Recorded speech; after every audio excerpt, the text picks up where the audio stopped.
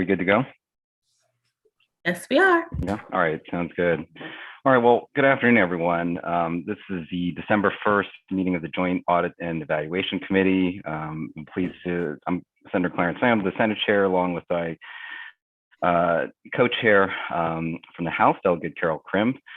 We have a busy agenda this afternoon covering the Maryland Transportation Authority as well as state grants and a few other items that our diligent Department of Legislative, Office of Legislative Audits has been working on too to update us on. And so I want to also point out that Secretary Brinkley did reach out. He has a very busy schedule this afternoon. He's going to try to pop in briefly, and depending on where we're at, we're going to try to work in his ability to make some remarks, even if it's a little bit out of order, because he might have to jump.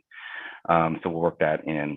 And then if anyone has any questions, I think the members know the standard kind of rules. Just raise your virtual hand, and staff and myself will try to catch those as they come up so that we can call on you when it's time for questions. All right, Delegate Crim, anything you want to add? No, Mr. Chairman, I think we need to get right to business. Thank you. Sounds good. Thank you, Chairperson Crim. We will start with the Maryland Transportation Authority, and we'll start with our colleagues in the Office of Legislative Audits and Mr. Hook. Thank you. Good afternoon, co-chairs and members of the committee. It's a pleasure to be with you again. And for the record, I'm Greg Hook, the Legislative Auditor. Before we begin, I would like to take a moment to mention the passing last month of Anthony J. Verdecchia. Tony's entire professional career was spent at the Office of Legislative Audits, and he served as Legislative Auditor from 1987 until his retirement in 1997. Tony was a Loyola College graduate, as am I, and as was my immediate predecessor, Tom Barnacle, a coincidence that once prompted Speaker Bush to muse with a wry smile about the existence of some type of auditor conspiracy. I learned and honed many of my audit skill sets as a senior auditor during Tony's tenure as Legislative Auditor, which was characterized by unflinching professionalism and service to the General Assembly. Today, we have 5 presentations of varying length and topical complexity. The first 2 are audit reports, for which I will make some introductory comments, as is my custom, before turning it over to the audit staff to present the detailed findings. The next 3 presentations, Ray, the next 3 presentations are standard calendar year updates. One on the past efforts of our newly expanded fraud investigation unit. The next presentation on repeat audit findings, a much discussed topic from the November JAEC hearing. And finally, a summary of audit reports issued from August 1st through November 15th. The first report is the September 13th, 2021 Fiscal Compliance Report of the Maryland Transportation Authority. This is probably a report with the fewest number of findings, 2, that has been presented to the committee in recent memory. The first finding, and the one that has garnered significant interest, is the impact of certain issues with the electronic toll collection system and MDTA's efforts to identify and correct related customer overbillings.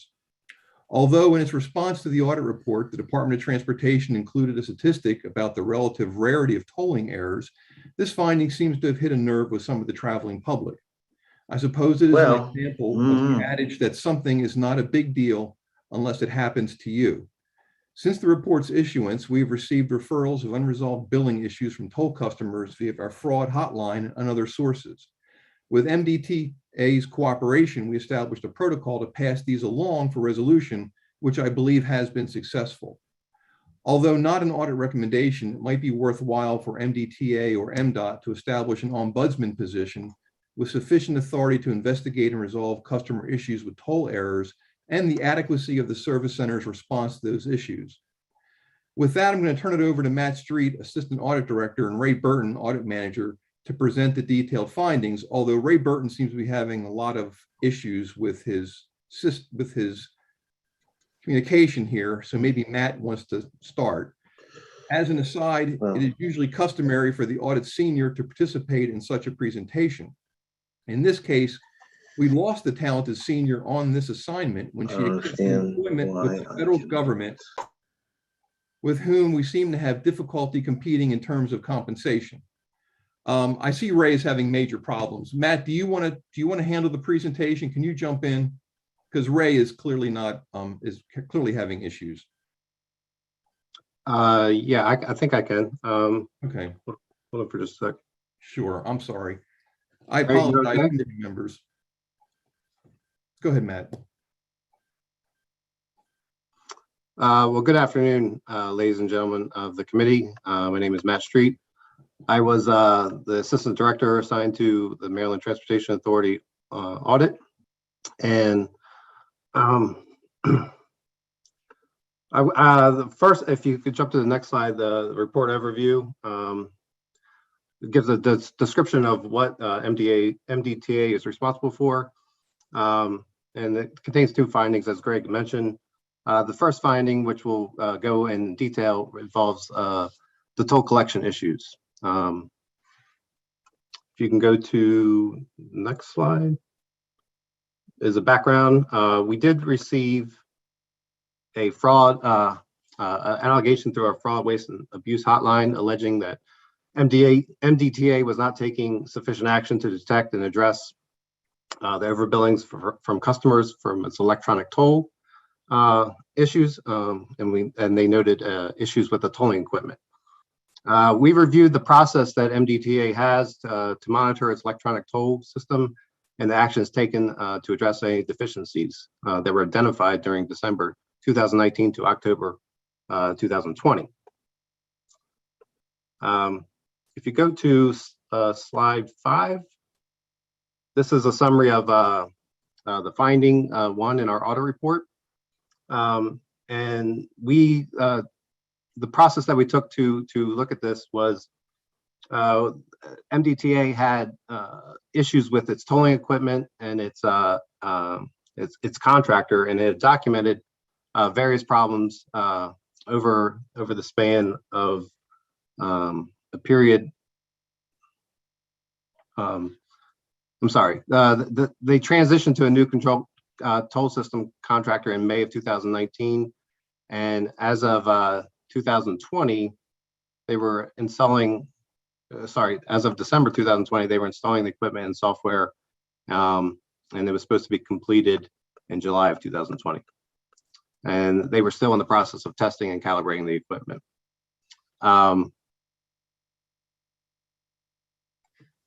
So they became aware of issues with the implementation, and during the period of December 2019 to October 2020, it documented these instances. So we looked at those instances and identified issues at 4 facilities in which the customers were potentially overbilled. In each one of the instances, MDTA did correct the errors with the tolling equipment itself, but it did not go into looking at the potential overbillings related to customers. Examples of this is shown on slide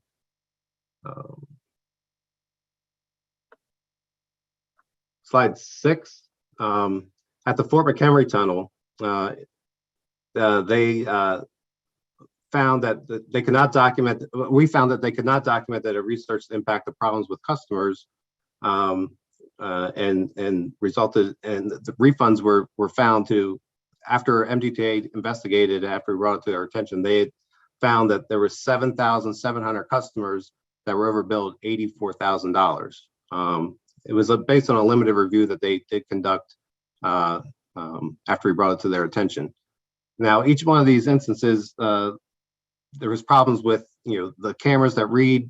There could be problems with the cameras that read the license plates that go through the toll facilities, or reading the transponders on the Easy Pass, or cross reading from lane to lane, meaning that a vehicle traveling in lane 6 of a toll facility might be picked up in lane 5, and that customer in lane 5 going through the toll facility at the same time could be billed twice. Now, MDTA does have, their system is sophisticated enough to hopefully weed out any of those errors that are like that, but when they were transitioning to the new toll vendor, a lot of those systems were kind of in a state of flux, resulting in potential for errors, over and above what's normal. So the result of our audit was that they did not go back and look at the potential of customer overbillings. They did, again, like I said before, they addressed the tolling equipment errors and corrected them. But as far as proactively going back and looking for customers that were overbilled, they did not do that. There was only one instance that they did do that, and that was at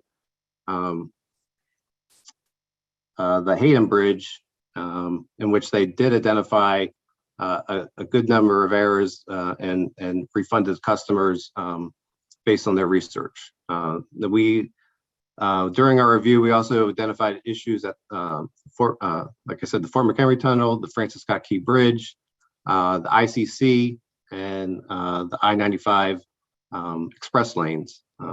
We provided information to MDTA to look into these issues, and they did, in each one of them, they did perform some limited research, and we're at the time of our audit report being issued, they were in various stages of correcting those customers' accounts or doing additional research to determine the extent. With that, I will conclude my presentation. We did have another finding about, if you go to page 7 or 8 of the presentation, we did have another finding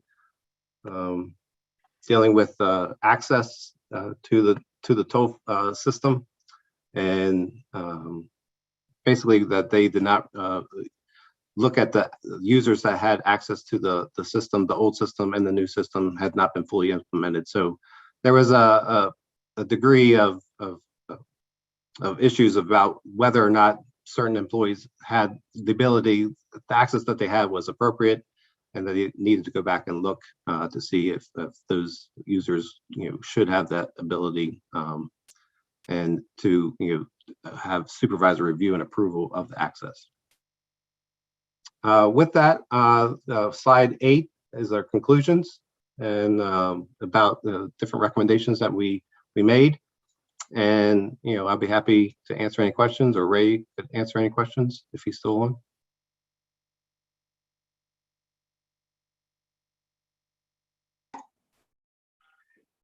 All right.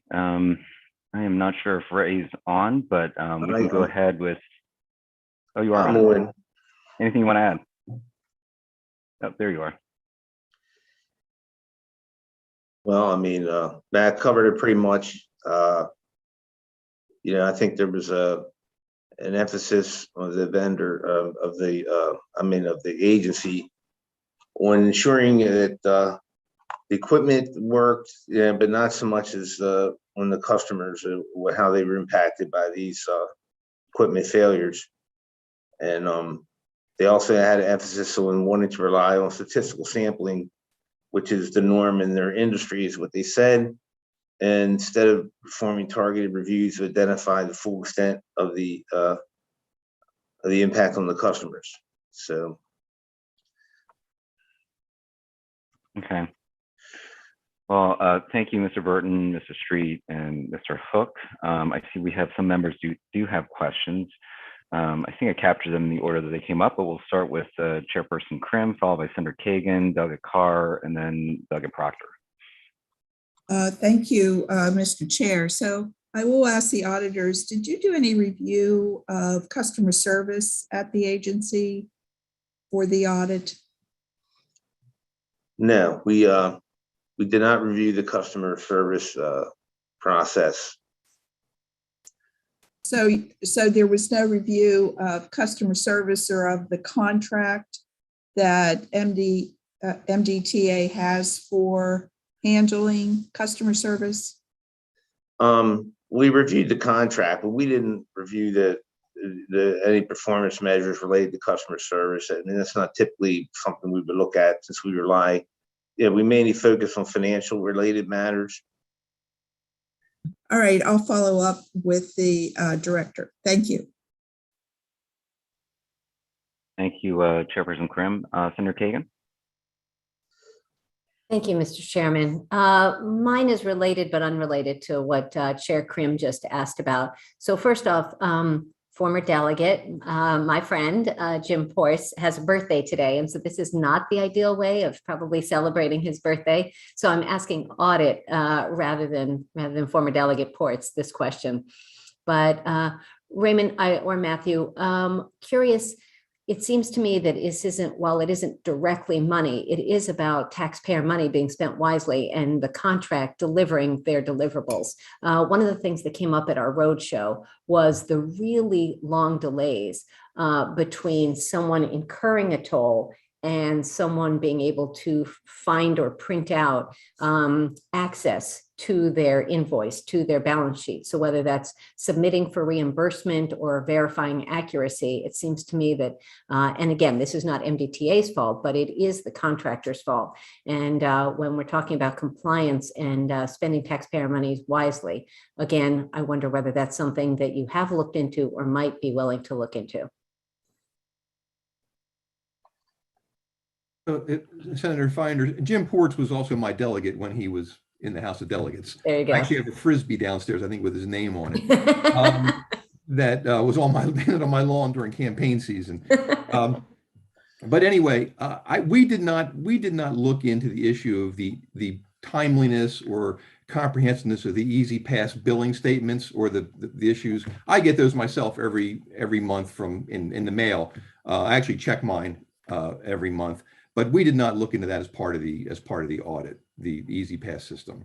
So Delegate Krim asking about customer service. So I assume, and I could be wrong, Delegate, that was about, I have a question, I'm having a problem with my transponder, or I have a query about the accuracy of my bill.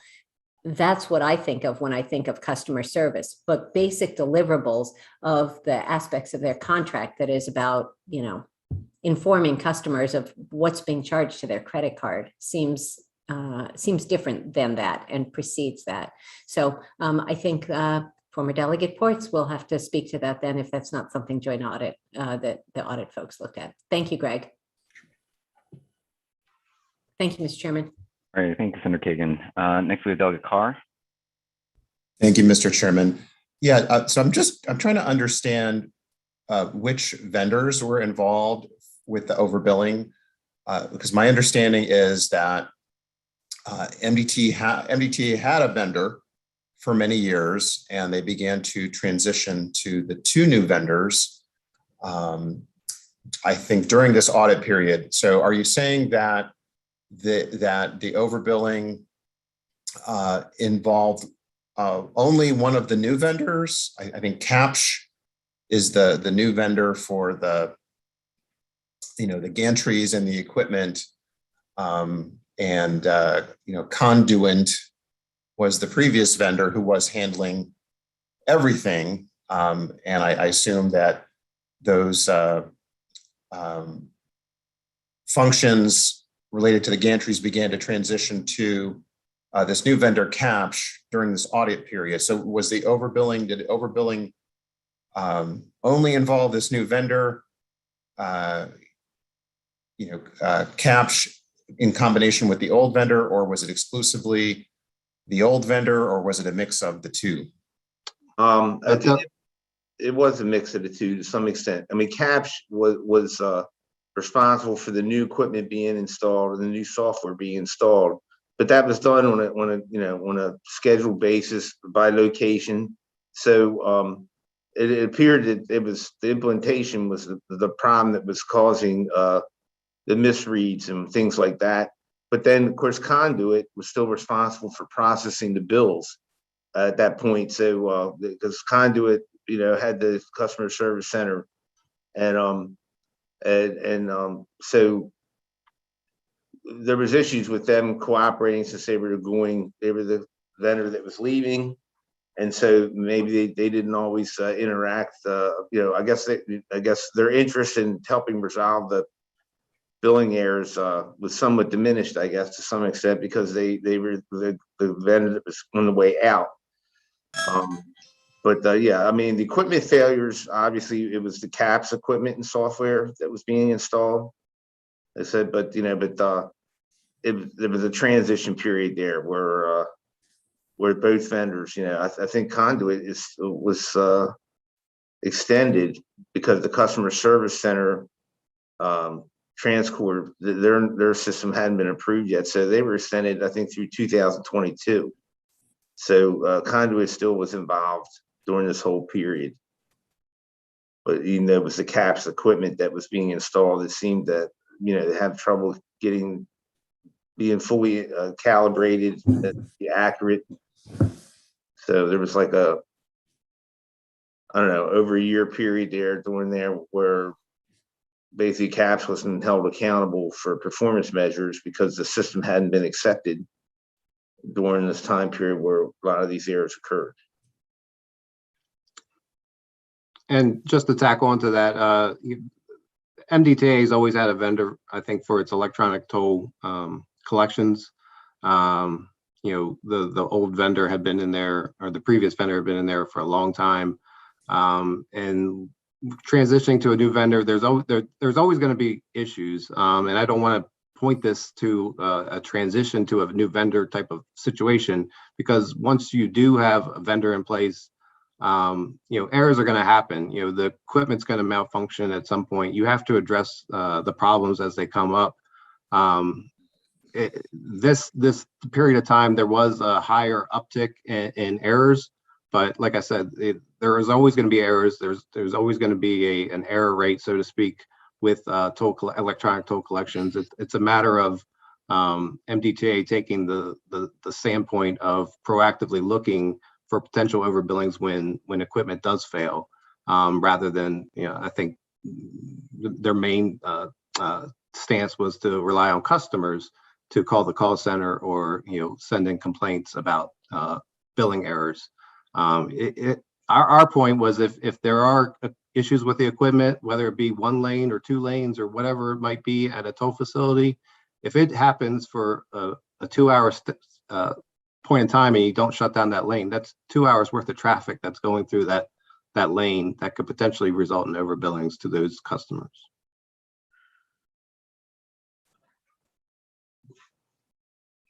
Okay.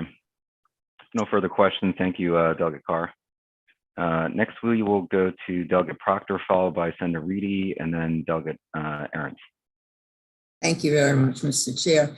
I didn't hear discussion about a plan to try to get the money, the overbilled money, back to customers. So I'm wondering, how much money are we talking about? And if it's not going back to the customers, what is it earmarked for? I think that would be a question more for the Transportation Authority. Matt, would you agree? I agree. Yeah. I agree too. Okay, thank you. Okay, thank you. Next, we have Senator Reedy. Thank you, Mr. Chairman.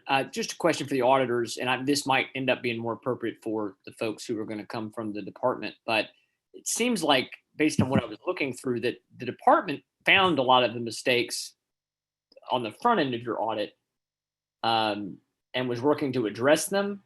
Was it only FSK Bridge, the Francis Scott Key Bridge, where there was something they didn't catch, or was it that they caught everything? Matt, I think you had spoken to that, Mr. Street. Yes, the methodology that we went through is when they identify errors with equipment, it gets documented in order to work with the vendor to correct. When I say errors, I'm talking about equipment failures or errors in the equipment or the cameras or the treadles, if you will, that count the axles. So they document that so they can work with the vendor and hold them accountable to correct them in a timely manner. It's a matter of determining the timing, like when you identify those errors with the equipment, figuring out if customers were billed or charged through their EasyPass account incorrectly, or in the stance of taking pictures of the license plate where the license plate's read correctly during those lanes, and charged the right driver, the vehicle, the registered vehicle. But they detected that, right? Or you're saying the audit was saying that they're not sure they detected it on the front end, and now we're going back to make corrections, or what's the?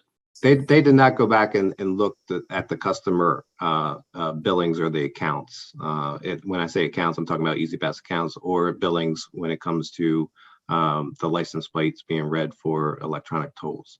So they would identify the problems with the lane, or the equipment, probably shut down the lane as soon as they could, fix the equipment, and then reopen that lane. But as far as, it's happening on an ongoing basis. You have vehicles going through until that lane gets shut down, that equipment gets fixed. They have real-time access to that type of information and going through and looking and doing more or less like a data analytics, if you will, of looking at the reports that they get to determine if any, customers that were 2-axle vehicles were charged for 4 axles, or if it was reading another lane at the same time. They have or I would say the contractor has the ability to delve into that type of information and really address it proactively rather than waiting for customers to complain. Okay, they've been forthcoming in trying. They need to address that, but this is something that sounds like happens normally, but it's something we need the vigilance, trying to be sure we don't have it happen for too long and then it's down on the back. Okay, thank you. I'm trying to understand. Some of the questions I have may be better for them to answer, so that's good. Thanks. All right, thank you, Senator Reedy. Next we have Delegate Arndt. Thank you, Mr. Chairman. And thanks, Mr. Hook and all that. I appreciate you being here. My question is about the audit. And, some of our audits have been talking about accountability. Is there anything within the audit process that we could do in the future to make things like accountability part of the audit, saying that the impetus to fix this problem, identify the problem, would be in the initial contract phase? Because it seems like the only time we address something like this is after people complain. And by that time, the harm's done. And the accountability goes back to nobody, as Senator Delegate Proctor mentioned. We need to have the departments in their contracts be looking at the checks and balances on these things, because this is ultimately, we're depending on these party vendors that are profiting from this. We're not going to catch all the errors by people complaining, and those dollars, and I would be of interest to figure out where the dollars that we have recouped to go to. But is there something in the audit system we can do to alert these departments that when they negotiate a contract, they have to have the accountability back with the vendor? I think that's a great point. There should be accountability with the vendor. The Transportation Authority also has employees that are responsible for working and monitoring the vendor, so the accountability rests with them as well. The point that you're bringing up, I think it could be definitely addressed with Transportation Authority.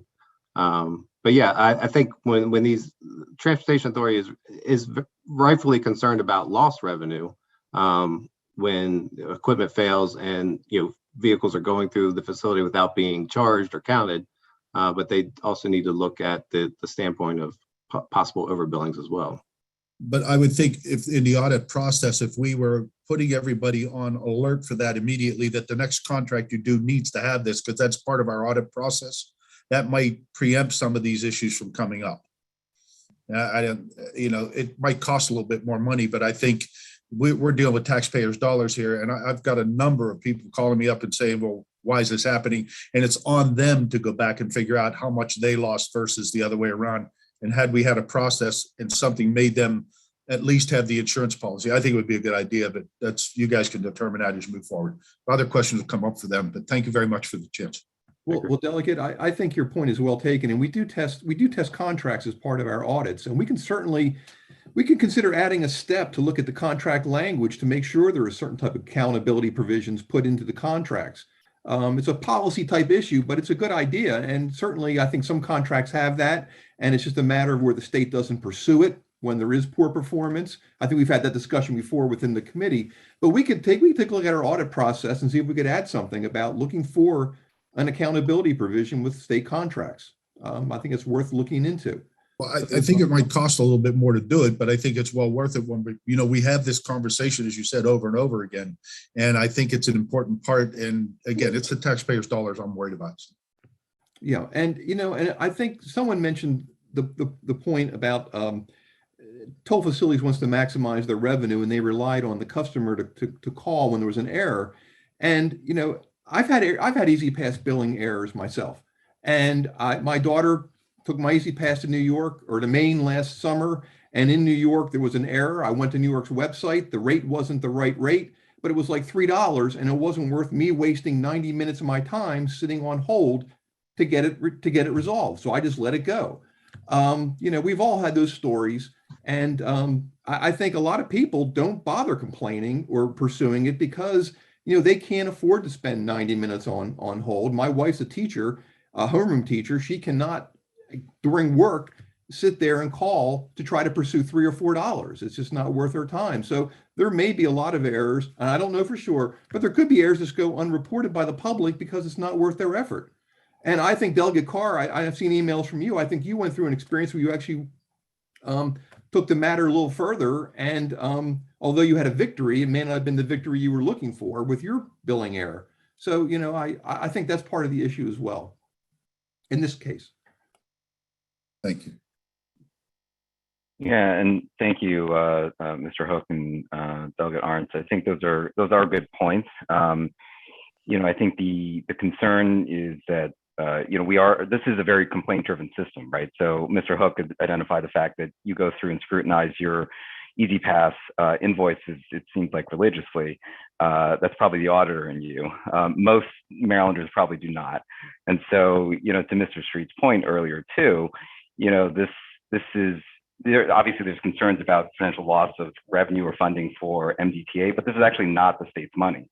These are Marylanders' money that's being overbilled, right? And so I think we want to make sure that it's actually being accounted for properly. And if it's not the state's money, then it should be back in the hands of Marylanders. So you know, and I think this has been brought up, but I think it's important to emphasize too, and Mr. Hook or Mr. Street, you can speak to this. This is a complaint-driven system, right? This is really reliant on drivers identifying mischarges and then contacting MDTA proactively to try to dispute these charges. There seems to be a lack of activity on the part of the agency to proactively try to find these. Is that fair to say?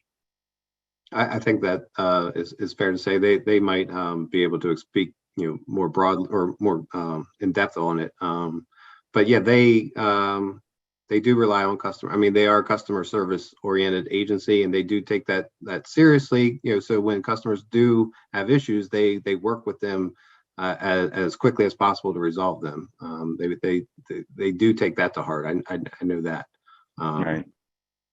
And then my last question is that, you know, it sounds like the mischarges that were discovered as part of this audit process was really motivated by the auditors going in and identifying time periods or areas with the agency to look back and to find potential mischarges that occurred. And then that's what's documented in these audits. So this really, in a way, could be the tip of the iceberg, right? That there may be other instances that weren't in the snapshots in time that were looked back upon to find mischarges that may still be present and drivers may not be aware. Is that right? I think that's a safe way to say it. Yes, it could be the tip of the iceberg. Okay. All right. Mr. Chair, yeah, go ahead, Mr. In fairness to MDTA, the iceberg could be very small. So it could be the tip of the iceberg, but it may not be much underwater. I mean, you just don't know. Right. We're not sure. Yes. Not sure. Right. Okay. Chairperson Krim, did you have something you want to add? I saw your hand raised for a second there. Yes, I just wanted to follow up on what you were saying when you said about the complaint-driven system. When you're relying on the people to call in, and then like the auditor, Mr. Hook, was saying, sometimes it takes a long time, 90 minutes, we've heard that people are trying to get through the customer service telephone queue in order to get their issue resolved. So there's a disincentive there to do that. But if it's always been my experience in government that if you're relying on complaint-driven to act, then you really don't know what the problem is. You don't have a sense of what you're talking about. I understand what Mr. Hook was saying. It could be far less than what we think. But from the sample we have, I don't think that's true. I think that there is many people out there who, one, don't look at their Easy Pass every month. They're just depending on the replenishment to go in every month, and they just allow it to go on. And they could look at it, but not really understand it. There's that also. So I think it's more than just to say, well, it's complaint driven and we're just going to rely on that. I don't think that's a resolution to this issue. Thank you, Mr. Chairman. Could I add something? Yeah, go ahead, Mr. Hawk. About that. First thing about the 90-minute wait, I know from the summer, I had a call for a different matter. I was trying to add a new card on my account, and it took me, I was on hold 90 minutes, but I think I saw a Maryland Matters article recently where the Transportation Authority mentioned they were going to invoke a callback system, which would be a great help, clearly, to people. I think that would be very beneficial. But I just lost my train of thought. I apologize. I'm sorry. I just lost my train of thought on the second issue. Apologies. Sorry. It's okay. If it comes back to you, you can work it back into one of the other responses. So seeing no further questions, I think we can go to the agency. I did just receive a message from Secretary Brinkley. He is on his way, so he should be here in a few minutes. We may interject to allow him a moment to make some brief remarks. I see Mr. Hook, something's come back to you. Yes, it has. And Okay. it's the issue of, even when you find a problem on your statement, and these are the referrals to our fraud hotline we received after we issued the audit report. Somebody calls the customer service center to try to resolve it, and this customer service center can't help them, or they don't reach a conclusion that supports the documentation that the customer gives us. So we get something from a customer. We've even gotten a transcript of a phone conversation with the customer service center. The transcript, in our way of thinking, looks like the customer is completely correct, but it was not resolved in their favor. And that's why I mentioned an ombudsman, because I think you have to have another level the public needs another level they can bump it up to if they don't get satisfaction with the customer service center when they do monitor their account and find an error. It's a separate issue, but I think it's a linked issue. That was my other thought. Got it. Well, good point. Thank you.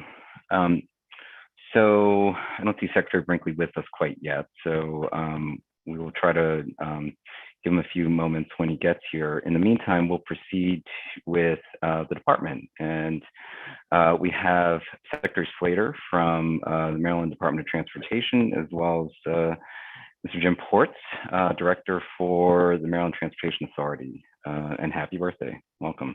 So we'll start with Secretary Slater. Great. Thank you. Good afternoon, Chairman Lamb, Chair Krim, members of the Joint Audit and Evaluation Committee. I'd like to offer a few brief remarks and then turn it over to Executive Director Jim Ports. For the record, my name is Greg Slater, Secretary of the Maryland Department of Transportation, and also Chairman of the Board of the Maryland Transportation Authority.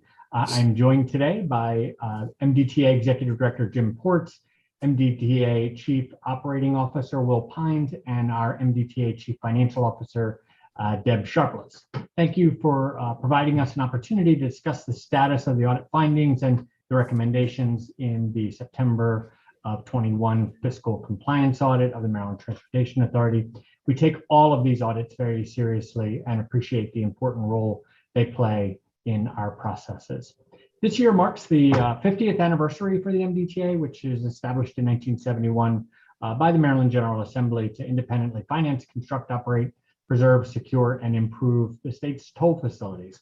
MDTA is a unique from other state agencies in that we rely on revenues generated from the toll facilities to fund the operations, the maintenance, the construction of those facilities.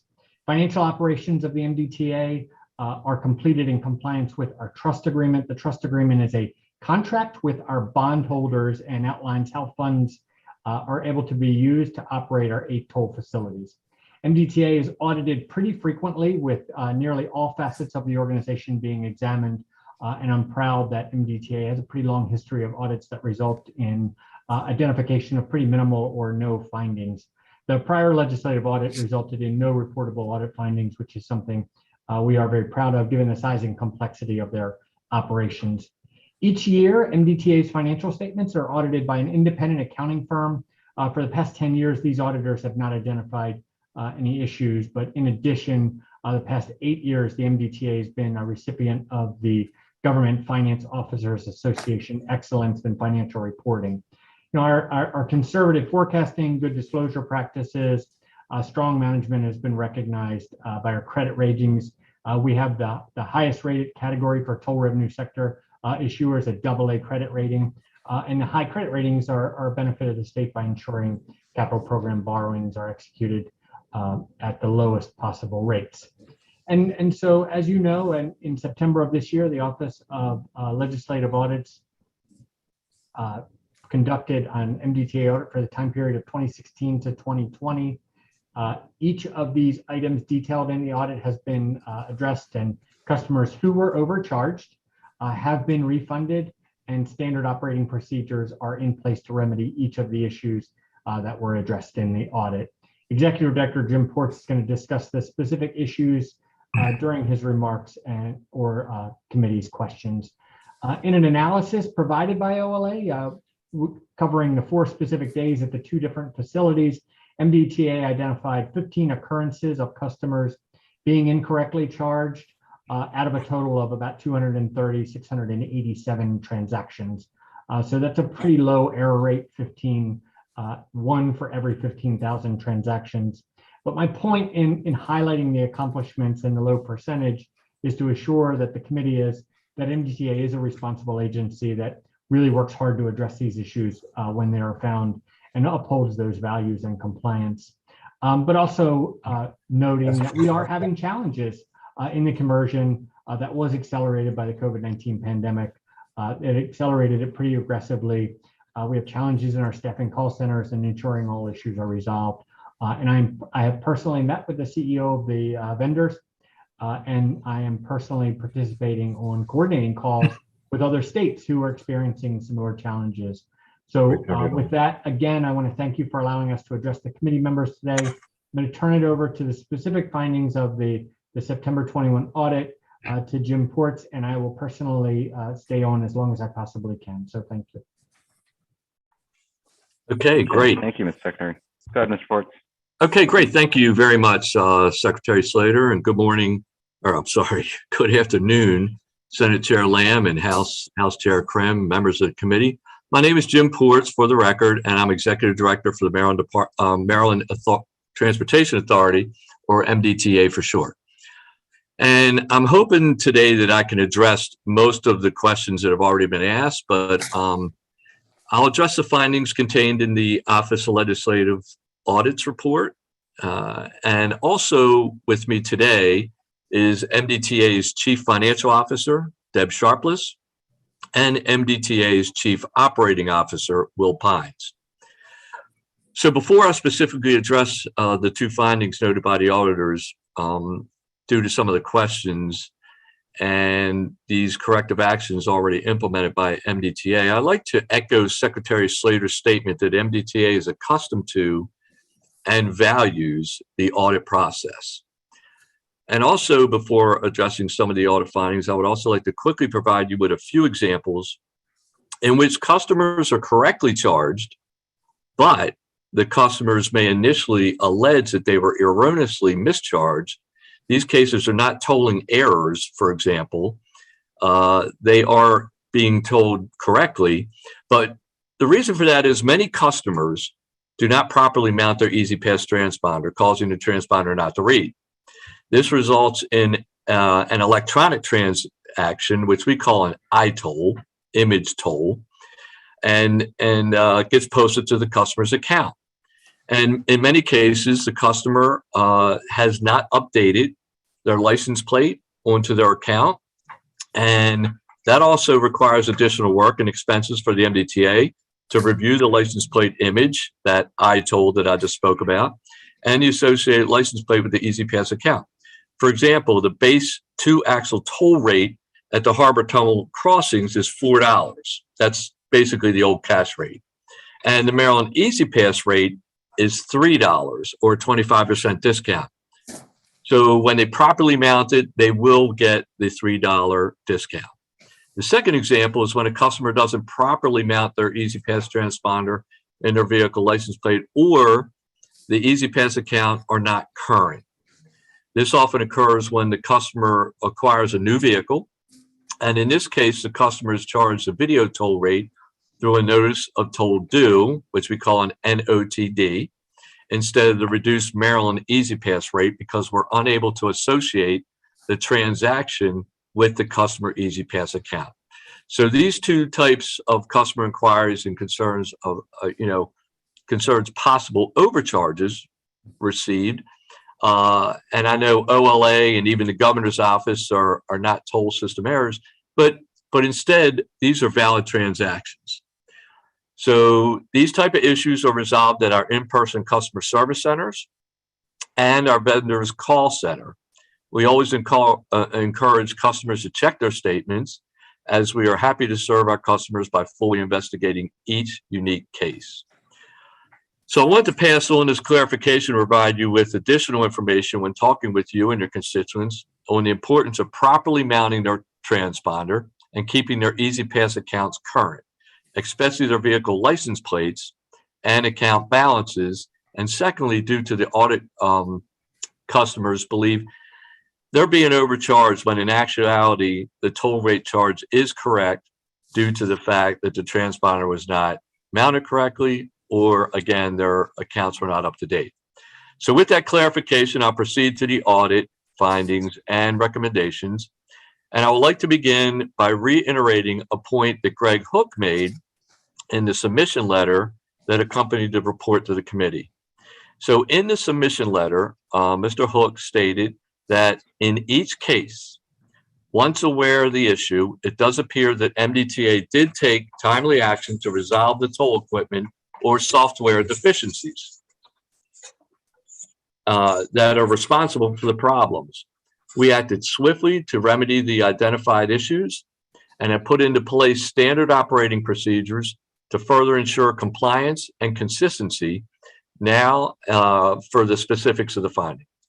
So finding one, the auditors assert that MDTA did not sufficiently determine the impact of certain toll system issues on its customers and identify and or correct the related customer overbillings.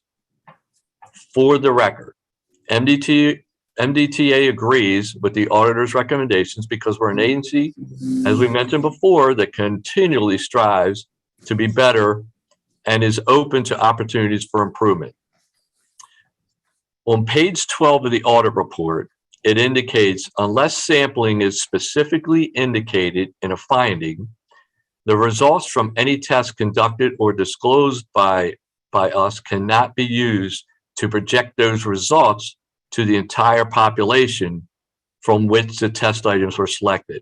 We agree with that statement, that unless a true statistical analysis was completed, that you cannot project the results on the entire population. Therefore, the MDTA respectfully disagrees with the inference that these identified issues are part of a larger known and potential unknown problems. So in contrast, the quality management program for MDTA's toll system follows standard industry practice, as was mentioned by the auditors, using statistical sampling to project the accuracy of the system to the population. That is why we are confident in our extremely low error rate, and any insinuations to the contrary are not supported by actual quantitative evidence. There are also aspects of finding one that the MDTA agrees with, and in a moment, I'll discuss the actions responsive to the recommendation already implemented by the MDTA. So the finding depicts 4 unique system errors identified by the MDTA and its toll integrator, and a hotline inquiry for statistically unidentified errors regarding duplicate charges at 2 facilities. We need to split those apart. So the 4 items identified by the MDTA and its toll integrators are the Fort McHenry Tunnel, which we refer to as the FMT, and that was the treadle misclassifications, the intercounty connector, express toll lanes, and the Hayden Bridge. The hotline inquiry involves FMT, or the Fort McHenry Tunnel, and the Francis Scott Keybridge. So when discussing this finding, I'll discuss the 4 items identified by MDTA initially, and then by the hotline inquiry. And I want to stress that, and I think it was Senator Reedy that asked the question, did we identify these? Yes, the MDTA did identify these items and handed them over to the auditors. And it is literally proof that we identify the items before we were told in the audit. Now, there are 4 overcharges documented on the tracking spreadsheet provided to the auditors by the MDTA. The tracking schedule, which is what we do, also included errors in which the customers were undercharged. So we keep track of both. We do not, I want to make this clear, we do not wait for customers to identify the problems. We are tracking them through this spreadsheet when we try to find these errors. The first issue at the FMT involved a single lane. There are 22 lanes at the FMT. The lane treadle began overclassifying vehicles, in other words, adding axles to the vehicle, resulting in overcharges to customers for a 25-hour period. That's one of these cases where I say, you can't take one lane in this example and apply it to the overall system. That's not how this works. So the treadles determine the number of axles on a vehicle. The treadle began experiencing interference. In other words, it was double counting. And in December of 2019, before the audit, the issue was detected by MDTA's team, our own internal quality processes that reviews the health of lanes daily. Furthermore, the 25-hour limited duration of the issue demonstrates that the quality control process quickly identified the issue in the lane, thus preventing further overcharges in that lane. Now, MDTA's audit reviews are in addition to the quality assurance and controls performed by our contractor. In this case, it was MDTA's team that detected the issue before our contractor's quality assurance controls, but our quality management system works in tandem with the contractor. So nevertheless, we stress the importance of detection of any issues with our contractor. Our concern with the audit report is that the representation that we investigated the issue further and determined the full scope of the equipment malfunctions only upon the auditor's inquiries. Our actions and scope of this issue was conveyed and or documented, and it was provided to the auditors during the audit and again in the letter to Mr. Hook prior to the issuance of the final audit report. The documentation provided clearly showed that actions were taken at the time the issue was detected. The documentation provided and included ticket information from our contractors, remote operation and maintenance system, which is we call the ROM system, and an updated issue, analysis summary, and immediate action taken by our contractor to develop automated alarms to identify possible similar issues in the future even faster. So not only were we proactive on the front end, but we also worked with the contractor to try and make sure that they identify these issues in ways that are quicker to determine. Now, we agree with OLA that the MDTA corrected the underlying issue on FMT Lane 6 and unfortunately did not follow through with crediting the customer's accounts. We admit that. The oversight was attributed to the sudden retirement of a key member of the toll system implementation team. He basically retired when the prescription system went out. And we're happy to report that all credits to Maryland customers from this incident and out-of-state agencies have since been issued.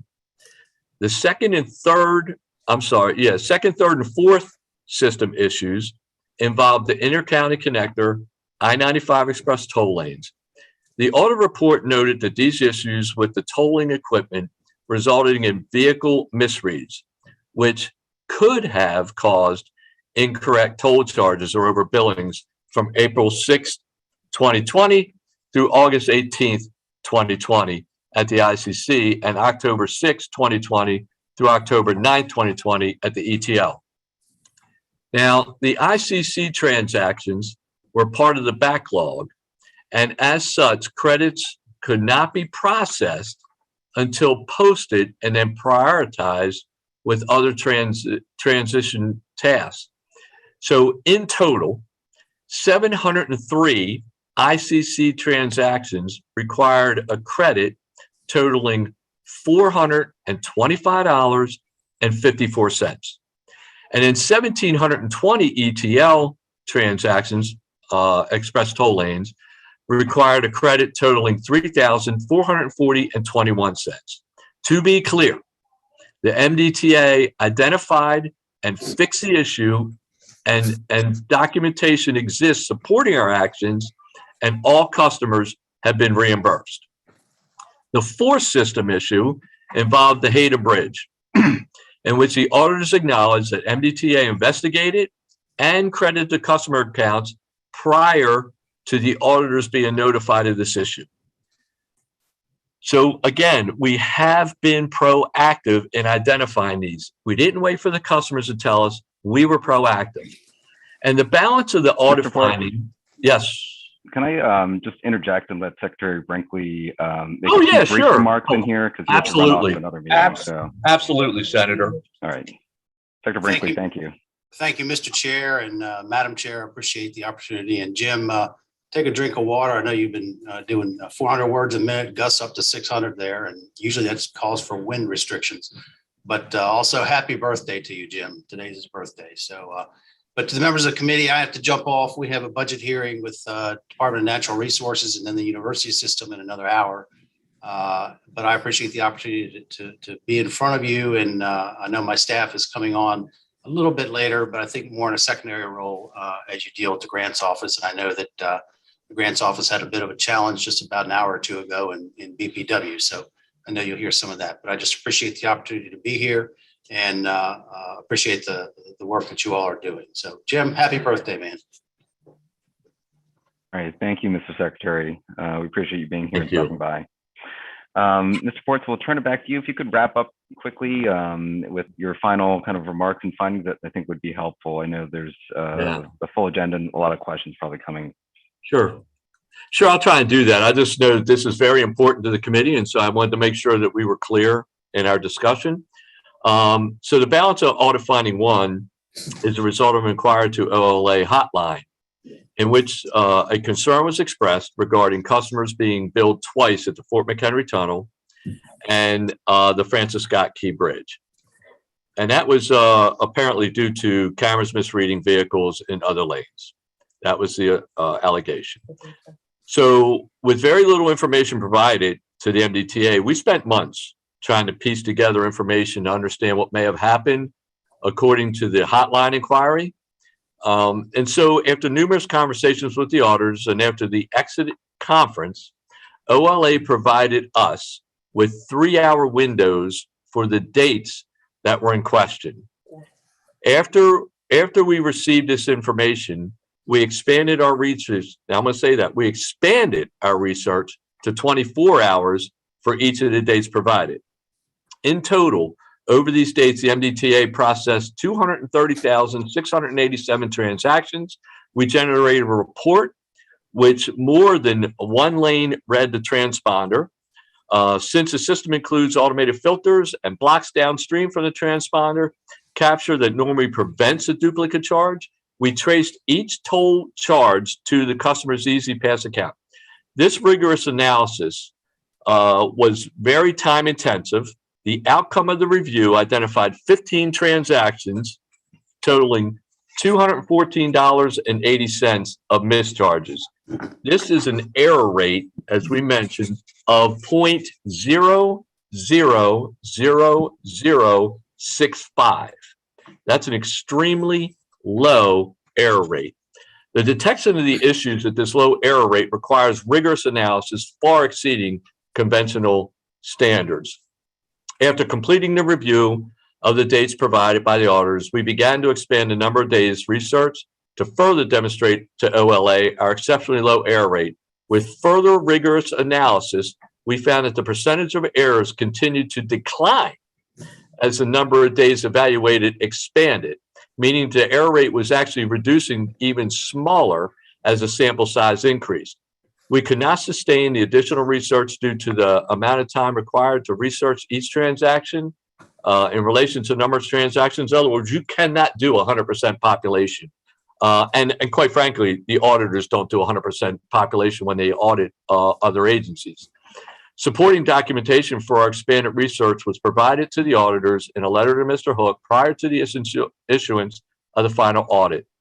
And we strive for near perfection, but as they mentioned, this is equipment that, like any other equipment, breaks down at some point, like the treadle concern. And from time to time, our statistical approach to qualify management is designed to identify anomalies to keep the error rate very low. And I'm going to begin, or I'm going to echo Secretary Slater's statement that we value the input received from the auditors, which at the end makes us an even better agency. Lastly, MDTA's established process extends beyond reviewing past significant statistically valid toll issues and is an ongoing continuum of analysis of transactions that includes a defined process outlined in the aforementioned procedures to address identified errors. You have to say that we did credit for that. Yeah, and I will say for the record that we also credited everyone that was identified. And the second finding, it concluded the MDTA did not perform any reviews of the system access capabilities of access granted to former electronic tolling and customer service system. While we disagree with the assertion that we do not perform any reviews, because we do, however, we do agree that we could strengthen our system as recommended. So we're putting in place access rights that align with the user's job duties upon granting initial access, and access is disabled for separated employees. MDTA ensures access rights were disabled for all MDTA separated, in other words, no longer employed by us, and comparing the system to access report to an equipment separation report. We agreed there was a weakness to our procedure and that the prior procedures did not identify situations in which a user's job duties changed over time or where a contractor employee separated and his or her access was not disabled. We have corrected this weakness and now have in place the documented procedures that require the periodic review of user access, including contractors, to our electronic tolling and customer service systems. The reviews will be documented and retained for audit verification. These periodic reviews are secondary level of defense to ensure other procedures regarding granting, changing, and removing separated users' access are followed, and corrective action should the reviews result in user access that does not align with their job duties or if they have separated. With that, Mr. Chairman, Madam Chairman, I'm happy to answer any questions you may have. All right, thank you, Mr. Ports. I see hands from Delegate Carr and Mr. Street. Anyone else that wants to comment or have a question, feel free to raise your hand as well, and we'll follow that by Delegate Krim. Delegate Carr, go ahead. Yeah, I just maybe wanted to defer first to Matthew Street in case he was responding to some of the remarks. Sure. Yeah. Mr. Street. Yes, thank you. I just wanted to point out that our audit did identify one other instance that was not previously identified by Transportation Authority, and that was the issue at the Francis Scott Key Bridge. So we did look at similar issues that could be happening based on some of the data that we did have available to us, and we're able to figure out that there was a similar issue happening at the Francis Scott Key Bridge. So I also wanted to point out that I believe, and maybe Transportation Authority or can correct me if I'm wrong, but I believe the old contract with the tolling vendor did not have liquidated damage clause in that contract whereby if there were errors that they, could put it on the vendor to go back and get recovery of lost revenue or incorrectly billed tolls. The new contract, I believe, does have that in place, and that could be something that could be a remedy going forward if these issues do come up again.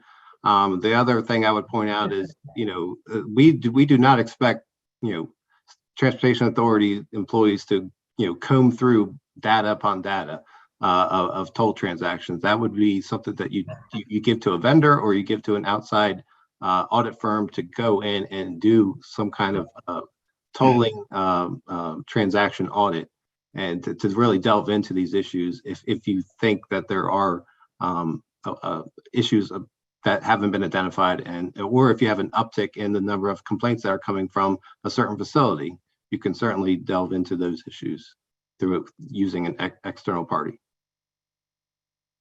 All right, thank you, Mr. Street. Next, we'll go to Delegate Carr and then Chairperson Krim. Thank you, Mr. Chairman. Good afternoon and happy birthday, Jim Ports. Thank you. So a question I had is, is it the practice of MDTA? Are people are paying different ways for their tolls, Easy Pass or video tolls, but is MDTA taking an image, a photograph of every single vehicle, just as a backup? 100% of the vehicles, are they getting their picture taken as they go through in case you need to bill them that way? Yes, every vehicle that goes through the facility will have a video, but we do not utilize that for Easy Pass transponder cases. By the way, we do have pay by plate also. So Easy Pass, pay by plate, and video toll. I get a lot of complaints about tolling issues. So one of the complaints that I've run into that results in a billing that the customer doesn't expect is when the customer is responsible for entering their own license plate number into their Easy Pass account. And if there's a typo, then it doesn't match up. And so the customer might be billed more or in a different way than what they were expecting. So, and I asked a question a couple years ago to MDTA, but when I go to MVA and I try to do something with MVA, and they ask me to type in my license plate number, they check it. They won't let me log in until I type in the correct license plate number. So, could MDTA put something in there that, if I'm a customer entering in my license plate number on my Easy Pass account, you can check it and make sure it's a valid, at least if it's a Maryland person, valid license plate number, and warn them and stop them if it's a typo before it even happens. So I believe that that's because the MVA gets your VIN number, tag number from the car dealership and everything. All that information, MVA has a lot more information than we would ever collect because they are the agency that is in charge of doing that. We do rely on the customer to put in the correct information. If the customer does put the incorrect information in and they do get billed and they call us, we will give them the Easy Pass rate accordingly because of the human error. We understand things like that happen. It actually happened to a customer very recently, and it worked out just fine. But we do need the customer to put their correct information in. Same with the address. I mean, one of the big problems we have is people change addresses and they do not put their new address, or they do not change their address with the MVA. The MVA doesn't have a way to know that they moved unless someone tells them. And then so for an NOTD, that would go to the wrong address because we depend on the MVA for that information. So these are things that occur. There's a customer responsibility, there's our responsibility, but at the bigger issue really is the transponder not being being mounted correctly in most cases. So you can look up my license plate number when it's time to send me a bill in the mail or charge me a late fee, but you can't do that on the front end when you're just checking to see whether I made a typo. So to be clear, if you're a video toll customer, we go to the MVA to get that information. We don't have it necessarily. We go to the MVA for that information. If it's an Easy Pass customer, we have that information. But if it's a video toll, we utilize the MVA. Same for out-of-staters. We don't have out-of-state people that sign up on our system. We have to go to their state's MVA to get that information. Like you, I think you have a Maine or Massachusetts Easy Pass. And by the way, you would get a discount if you had the Maryland Easy Pass. And I would love to have you get a discount. All right, less revenue for Maryland. All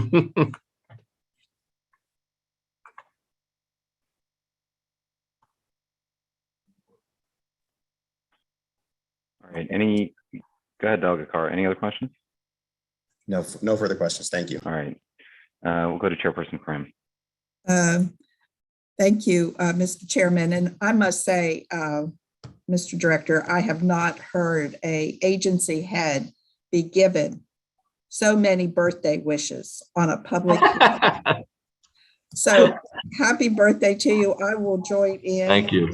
And hope that my line of questioning does not cause you too much pain. Yeah, we'll be fine. We'll be fine. All right. So, Remember, I sat where you sat for a while, for 12 years. So I get it. I understand your role. Okay. So our legislative auditor, Mr. Hook, has suggested an ombudsman in your department may assist with our customer service issues there. Do you have any comment on that, or does Secretary Slater have any comment on that? Well, let me start by saying this. One, it was mentioned, I believe it was Delegate Ernst mentioned that we should have some kind of performance measures. And we do have that. We call them KPIs, or key performance indicators. And it also comes with liquidated damages. So I just wanted to be clear about that. So we do have performance indicators and liquidated damages in our contract currently. And with that, we depend on, one, our customer service agents to handle these situations, as well as the contractor that we have on board. And people will literally contact me. I become their ombudsman, if you will. And I think if you ask some of your fellow colleagues and maybe yourself, maybe you have a case, that when we're contacted, we look into these issues very quickly and resolve them very, very fast. And so I feel like we have good customer service at this point. Now, where we're lacking, I will admit, is the call wait time. I think you had mentioned that earlier. There's no question. Much of that, if not most of that, is attributable to the backlog from COVID. And so when we hired this vendor, they did not expect, well, they didn't expect COVID. Nobody expected COVID, but they didn't expect COVID or the backlog that we currently have. So what happens is when we mail out those NOTDs, notice of toll due, that's where we get all the calls. They're answering up to 15,000 calls per day. They're up to 93 people now. We were in the 40s not too long ago, but we're up to 93 people now. So the numbers for wait times are coming down. But I think once this backlog's over with, this vendor has about 3 or 4 times more customer service agents than the previous vendor. And so I think that once this backlog's completed, you're going to see those times drop way, way down. And so we just got to get through this backlog. And I just don't know how to explain it other than that. So do you have any time frame? Sure. Like 6 months, it will be done with this, or a year? So I think, as I mentioned before, we could be done in 1 month. However, you would literally hear from your constituents because they would get very big bills. So what we've done to help the customers out is we give them a week's worth of old and a week's worth of new.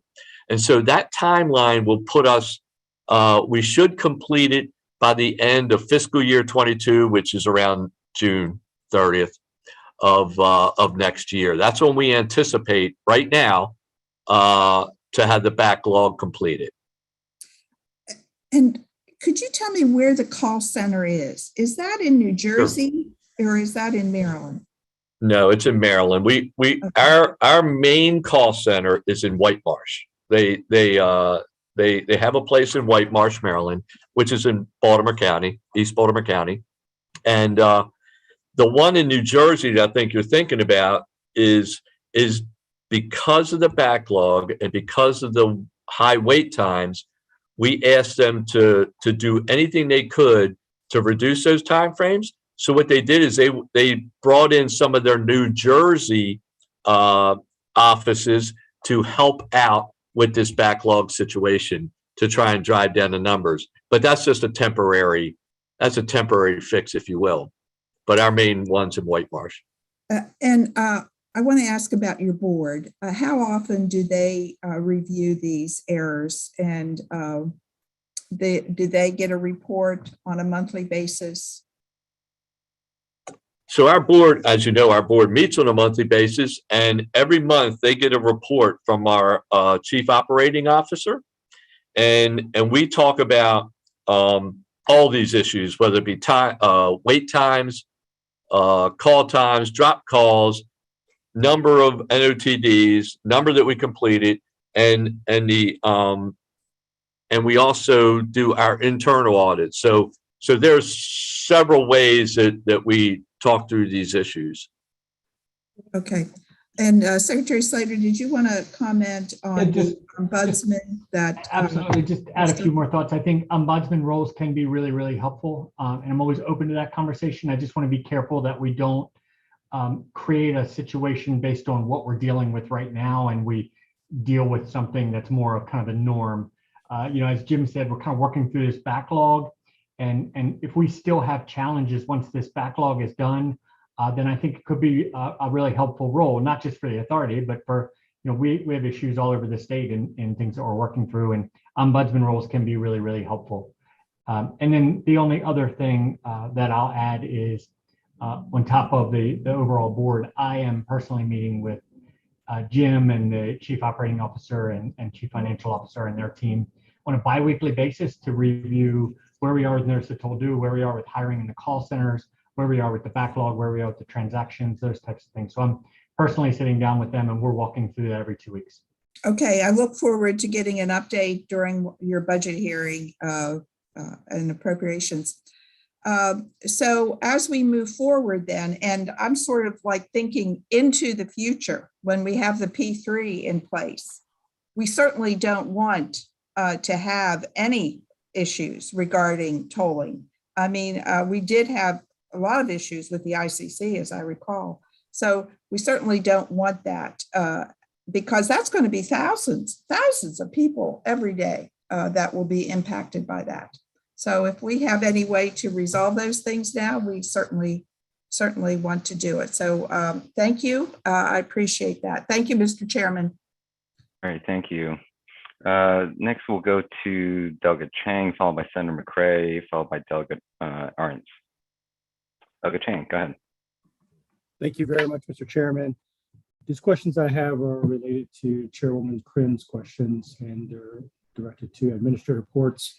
First of all, with the disputes, what is the most effective way for us or for the customers or drivers to have those disputes resolved? So I would say this to you: if you have a problem or you have a constituent concern, you send it right to me, and we'll take care of it. Most of your customers can be helped through our customer service centers, which we have at each one of our facilities, as well as at some of the MVA facilities, and they're all listed on the website as to where all of them are. But that's probably one of the most effective ways that they have a significant problem. And then, of course, the call center, which is run by the contractor. Okay, thank you. And if I may, Mr. Chairman, I have another question. And the question is with regards to, you talked earlier about with COVID and the backlog. Can you explain a little bit more clearly how are those two related with the COVID and the backlog? Sure, I'd be happy to. So what happened when COVID hit? The first thing that happened was because our toll collectors were collecting monies, and you might recall that the big scare of this new unknown disease was that it could be transmitted by touching or touching things and then handing them off to people, right? And so that's why everybody's cleaning their hands. So our toll collectors collect cash. And it was thought that it could be transmitting the disease, one, to our toll collectors, and two, the toll collectors could be transmitting it to the rest of the traveling public, which would have been a disaster. So we had to immediately flip to go cashless and do video tolls. So when we went to video tolls, obviously our video toll rate is higher than our cash rate. We didn't feel it was appropriate to start charging everyone the video toll rate. That would not be fair for those people who were normally paying cash.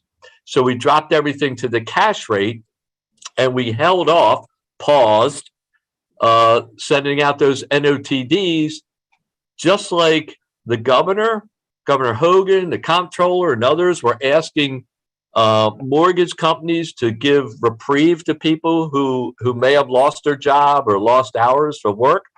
The same with car dealerships, asking them to pause some of their bill payments and stuff like that. And so we in government also had to take a lead and pause those bills. So COVID caused two things immediately. One, to go to cashless. And of course, that meant video tolls. And then two, we paused the sending out the NOTDs or the notice of toll due so that we could give reprieve to all those people who may have lost their job or lost hours. And so that's where the backlog was created. We thought, keep in mind, that at the very beginning of this disease, everybody thought it was going to be 8 to 12 weeks. Well, we all know that that didn't happen, right? So it was much longer we anticipated. I think we made the right decisions at the right time without knowledge of knowing what this disease was or how long it was going to last.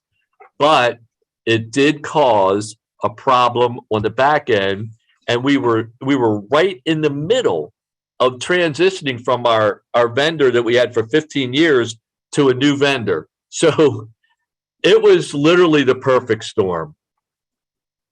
Okay, thank you for the clarification. In general, the amount of vehicles that were on the road during or really at the height of COVID, there was a decrease in the number of vehicles, correct? In general? Correct. And then so do you forecast a systemic backlog in the future as we return to normal, as the vehicle amounts increase? No, no, because we didn't have that problem prior to COVID. It was, and we expect everything to be back to normal. Okay, and then last question, if I may, Mr. Chairman, is with regards to the call center. At the call center in White Marsh, how many workers are at the call center at this time? 93. 93. Do you feel that's at capacity or that they could use more? Well, I believe right now, with the backlog, they could use more. They were up to 160 when they began. I have to be honest, when the federal government was giving $600 a week for unemployment, they lost a lot of employees. And it's been difficult for them, just like restaurants, just like I think there's an article about nurse shortage. I mean, some people just don't want to work now. And it's difficult trying to find people to work in call centers, restaurants, and some of these other jobs. that was another, I guess, thing that happened due to COVID. Thank you very much, Mr. Administrator. Thank you, Mr. Chairman. Sure. All right, thank you, Delegate Chang. Next, we'll go to Senator McCray. Thank you, Mr. Chair, and thank you, Director Ports. One of the things that I want to stick to the line of is what you just referenced with the 160 and the 93. I'm glad that you said it, because in the earlier statement, you had stated that the wait time was because of the backlog, but I would probably say that it's probably because you don't have as many employees working at the respective agency, or the contractual obligation that's there versus the backlog being a single source piece of it. So I was looking at a WMAR article. The title is, "It's Been an Absolute Consumer Nightmare, 82 Easy Pass Agents Handling 15,000 Calls a Day," dated November 23rd. And one of the things that I think about is, what is the contractual obligation of the contractor? How many employees that they submit when they put out the bid, when they put out the RFP, in reference to how many they would have at that respective call center is very important to me, because I think that that's a bigger crux of the problem. Because I was one of the, as you know, I was one of the people that was on hold for a significant amount of time, 40, 50 minutes. And I think while this may happen for 2 weeks, it may happen for 3 weeks, this has been an outstanding issue now for a couple months. And I think that my neighbors, consumers, would like to get an idea of when this issue would be addressed. And I'll ask my second question, that way I'm efficient with time. There's talk about, I guess, this company, this contractual partner that we have being sold. So if you can speak to that, and there has been some security issues raised. So if you can speak to that piece of it, I'll re-emphasize what my questions are. The contractual obligation that we have with this contractor, how many employees are they supposed to be having at these call centers? And second, if you could speak to the sale of the contractor and the security issues that have been brought to the public's attention. Sure. So as I mentioned, we have KPIs in the RFP, or in the contract now, and the call center number is based on wait times. Now, when I say the backlog, we track why customers are calling. And in the top 5 reasons why customers call, 3 of them deal with the backlog. And so when I say that they began with 160, that's not the normal size that they would have, because they would normally be doing about 3,000 or 4,000 calls a day. But they ramped up on their own dime, if you will. They ramped up to 160 to try and handle the backlog. But that backlog was obviously a little bigger than they anticipated, bigger than we anticipated.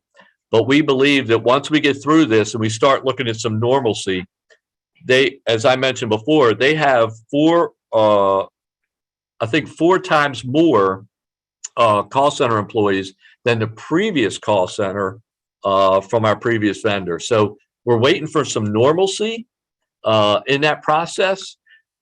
I will indicate, you're right. That article did say, what was it, 84 or 82? I forget what you said, but we're up to 93 now. So they're continuing to add employees to try and deal with this backlog. And the call wait time, I know on Friday was 43 minutes. So it is dropping as they increase employees, no question about it. And we're still working with them on that. Now, to address your second question about being sold, you're correct. You're definitely up on your current events, and it's a company out of Singapore, STV, I believe it is. So when this occurred, I immediately called the CEO of TransCore to find out more information, and that has to go through the Treasury Department, through their foreign affairs offices, to see if that is even something that they would allow to occur. I was assured by the CEO of the company that none of the personally identifiable information will go out of this country. That was probably my biggest concern. Singapore, as you know, is run by the Chinese, And so we do not want any of that information getting out of this country. Now, there's also a group, because TransScore does about 80% of all tolling through the United States. That's how big and that's how good they are. Now, every state that has TransScore, I was on a call, Secretary Slater was on a call with every single state that has TransScore, and we're all talking about this issue and trying to figure out what the federal government might do with this contract. And as a matter of fact, there's a call that's going on right now with all the states that I said I wasn't going to be able to participate in because of this audit committee hearing. But I can assure you that we are all staying on top of this issue, and we do have concerns, and we want to make sure they're alleviated. So thank you for that question. Thank you. And Mr. Chair, if I could just follow up with a comment, and I won't hold up the committee's time. I know that you said the contractual obligation was based on the level of calls. I just wanted to say that I would think that if they started at 160 and the call volume was 3,000, that when it would have 15,000 calls, that the call value, that the amount of employees will go up versus going down. I just wanted to make that comment, but I'll have that conversation with you offline. Okay, Thank you. Delegate Arntz. Thank you, Mr. Chairman. Jim, thank you for being here. And Mr. Secretary Slater, thank you for being so proactive on this. I do have a comment, Jim, based on some of the things you said, and I appreciate it, but some of the issues that I deal with in my office from constituents about Easy Pass is not necessarily, we've run into the problems we're talking about, but the confusion with the billing and how we have it, you buy a set for, I think it's, I don't know the number, maybe it's you pay $40 and you get 25 trips. Is that correct? Yeah. The number doesn't matter so much. You get 50 trips. Yeah, you get 50 trips, and you have to use them within 45 days. Okay, my comment comes back for ease and sense and makes a little bit more sense and would eliminate a lot of calls because people get confused if they only use 25. What have you ever studied the fiscal impact if you just let me get my pay for my 50 and use my 50 until I have to refurbish? So the way this works, it's so the customer chooses what plan they want to be in. So the one that you're referring to is a commuter plan. Yeah. So you get 50 trips, you have to use them within 45 days. It used to be 60 days. The previous administration, narrowed it down to 45 days. But we don't have any way of knowing how often you use that transponder. But if the customer is not utilizing those within a certain time period, and by the way, it's a very, very deep discount if you are a commuter. So they would have to look at the numbers and see how often they use it compared to what they're paying, or they can go to the standard Easy Pass. I get that. My point isn't that. My point is that the confusion comes where I get hit with a charge every month or every certain period of time for that subscription. And my point is that most people get confused on that charge. That's where a lot of the questions are coming to me. I keep getting billed and I keep looking at my bills. And I'm asking, my point is if we would just let you buy 50 trips and when you're done, that's when that's when it does it. That would eliminate a lot of those things because I would know I use 50 trips versus they cancel themselves after, I have to redo it. If I buy the 50 trips, I use 25, I feel like that's when I question the billing. And I think that's the part I thought would be something you all might want to look at to eliminate a lot of calls. And I would expect you get a lot of calls on that.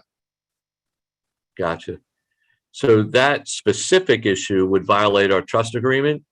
I guess the only way around that would be to get the standard Easy Pass rate, which you would only be billed anytime you go through, and that's it. It wouldn't matter how long it takes you.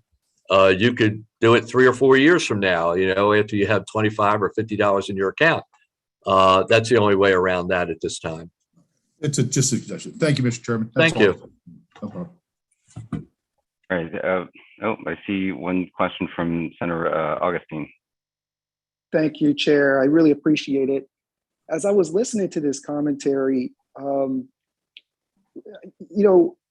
made me think about how we have potentially a new set of tolls coming out here in 270 and everything else. And you all obviously are running the toll system. Do you all have anything to do with the tolling that is going to be occurring? I mean, since we're having all these issues and concerns with regard to the management and wanting to have a seamless set of tolling, do you have anything to do with that project and all that's going on there?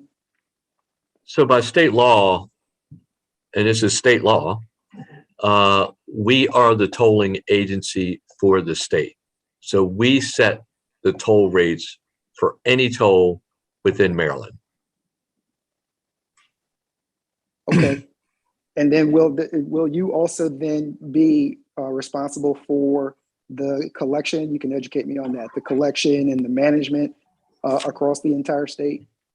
Yes, leans no. Yeah. So the back office part of this, in other words, the mailing of the transactions and all that stuff, yes, we would be in charge of that. The lanes, no, not necessarily. Okay, so does that, given that this thing is kind of making its way, have you all issued an RFP about that process that's going on over there? In order for us to No, we're not that far. We're not that far along yet. They're still in the pre-construction side of that contract, so we have not gotten that far in the process yet. Understood, but you would expect that you would have a separate RFP for that because of your area of responsibility? So no, not for the back end stuff. For the lane, the contractor would do that. Okay, maybe I should just talk with you all offline about that a little bit. Yeah, we can talk. Concerned. Sure. That would be good if we could do that. Thank you. I appreciate the indulgence, Mr. Chair. Sure, thank you. Okay, thank you, Senator Augustine. I just have one question, and to try to bring together some of the things I've been hearing here. On one hand, we have heard from the auditors that the concerns that have been brought forward are brought forward because it's a complaint-driven system. On the other hand, I'm hearing from the agency that you try to be a customer service-oriented agency.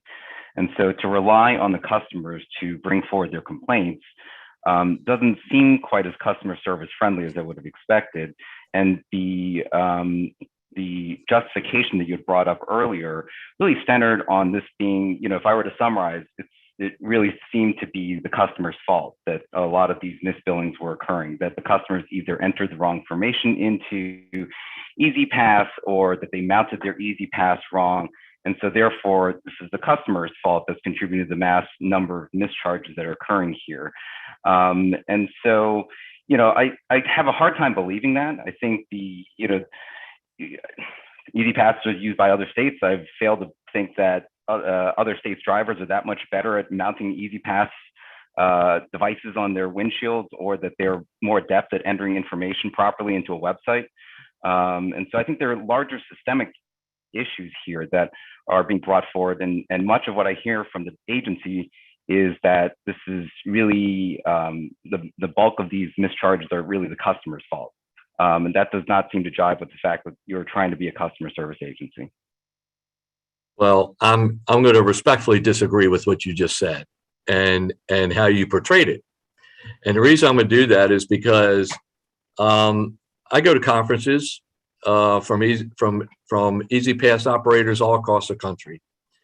And all across the country, they had these same issues with the customers not mounting them properly and not putting the correct information in. That is not an MDTA systemic problem only. Okay. And so to characterize it that way would be incorrect. And so, yes, it does depend on the customer to some extent to mount it correctly. If we get a lot of people to say, I waived it where the toll booth used to be. Well, that's not where the gantry is anymore. It'll never pick up. We've had people mount them above the visor. Well, guess what? The roof's above the visor. It'll never pick up. They say they have it properly mounted, but it's not.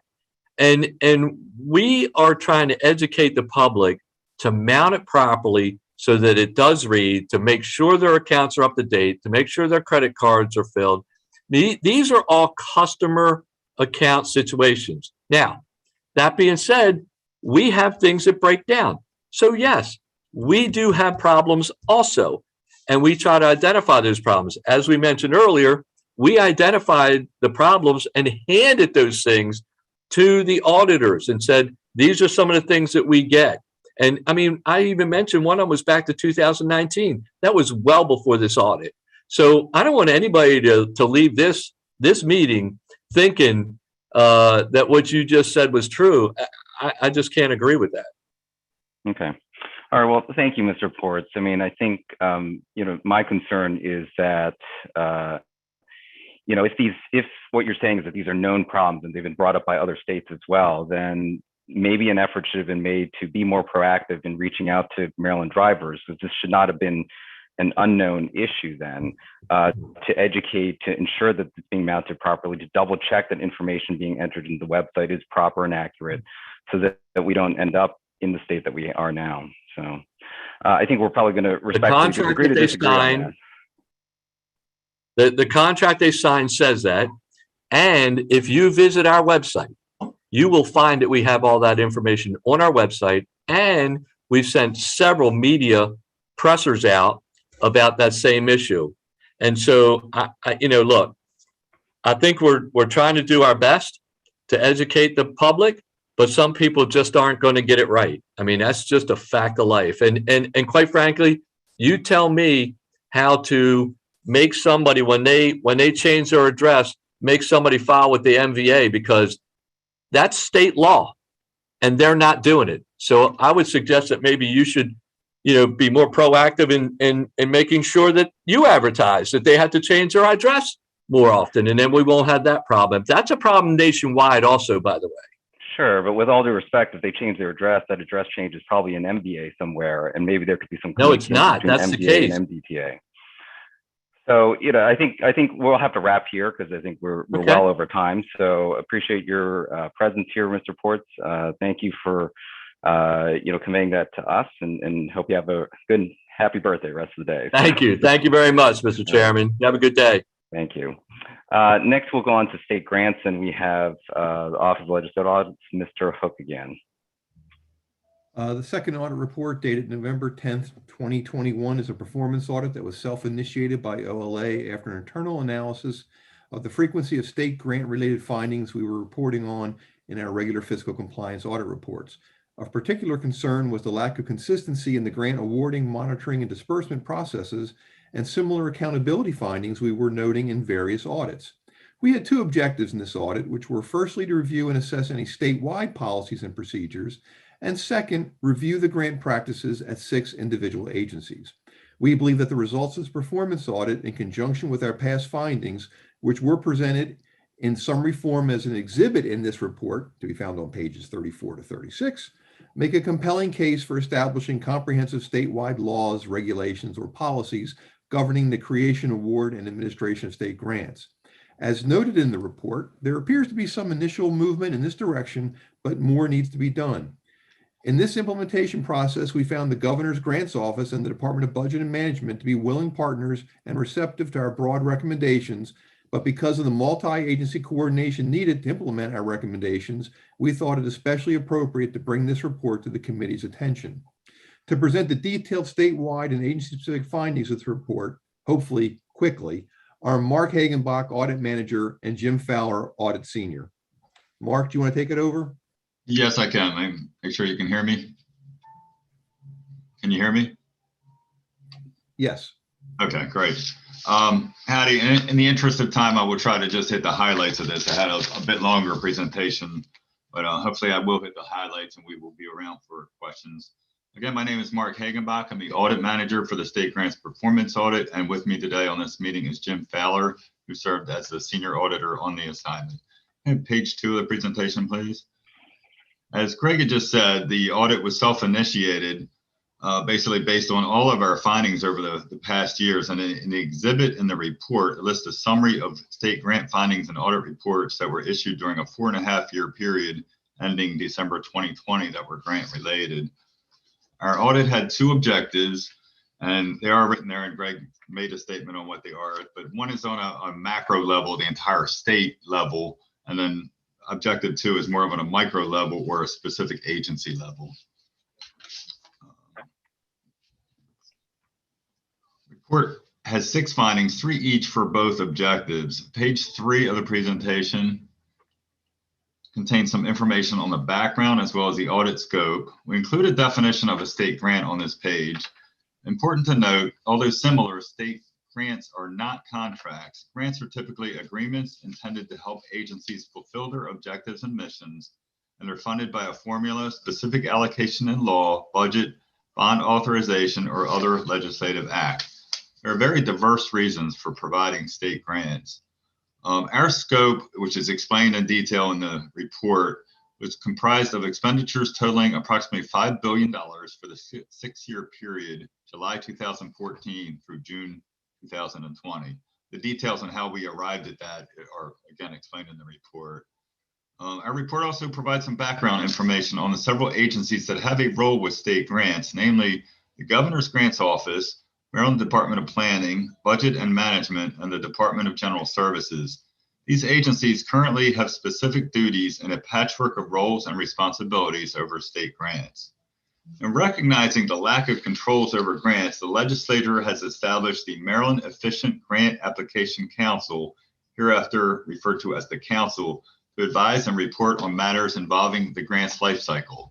The Council is made up of employees from key state agencies, including the director of the Governor's Grants Office, who is serving as the council chair. The purposes of the council include improving the grant processes and to facilitate the development and implementation of a statewide grants management and accountability system.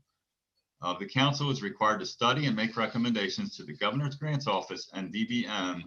A full report on its recommendations to DBM and the General Assembly is due by July 1, 2024, with several end of the calendar year progress reports due starting next year.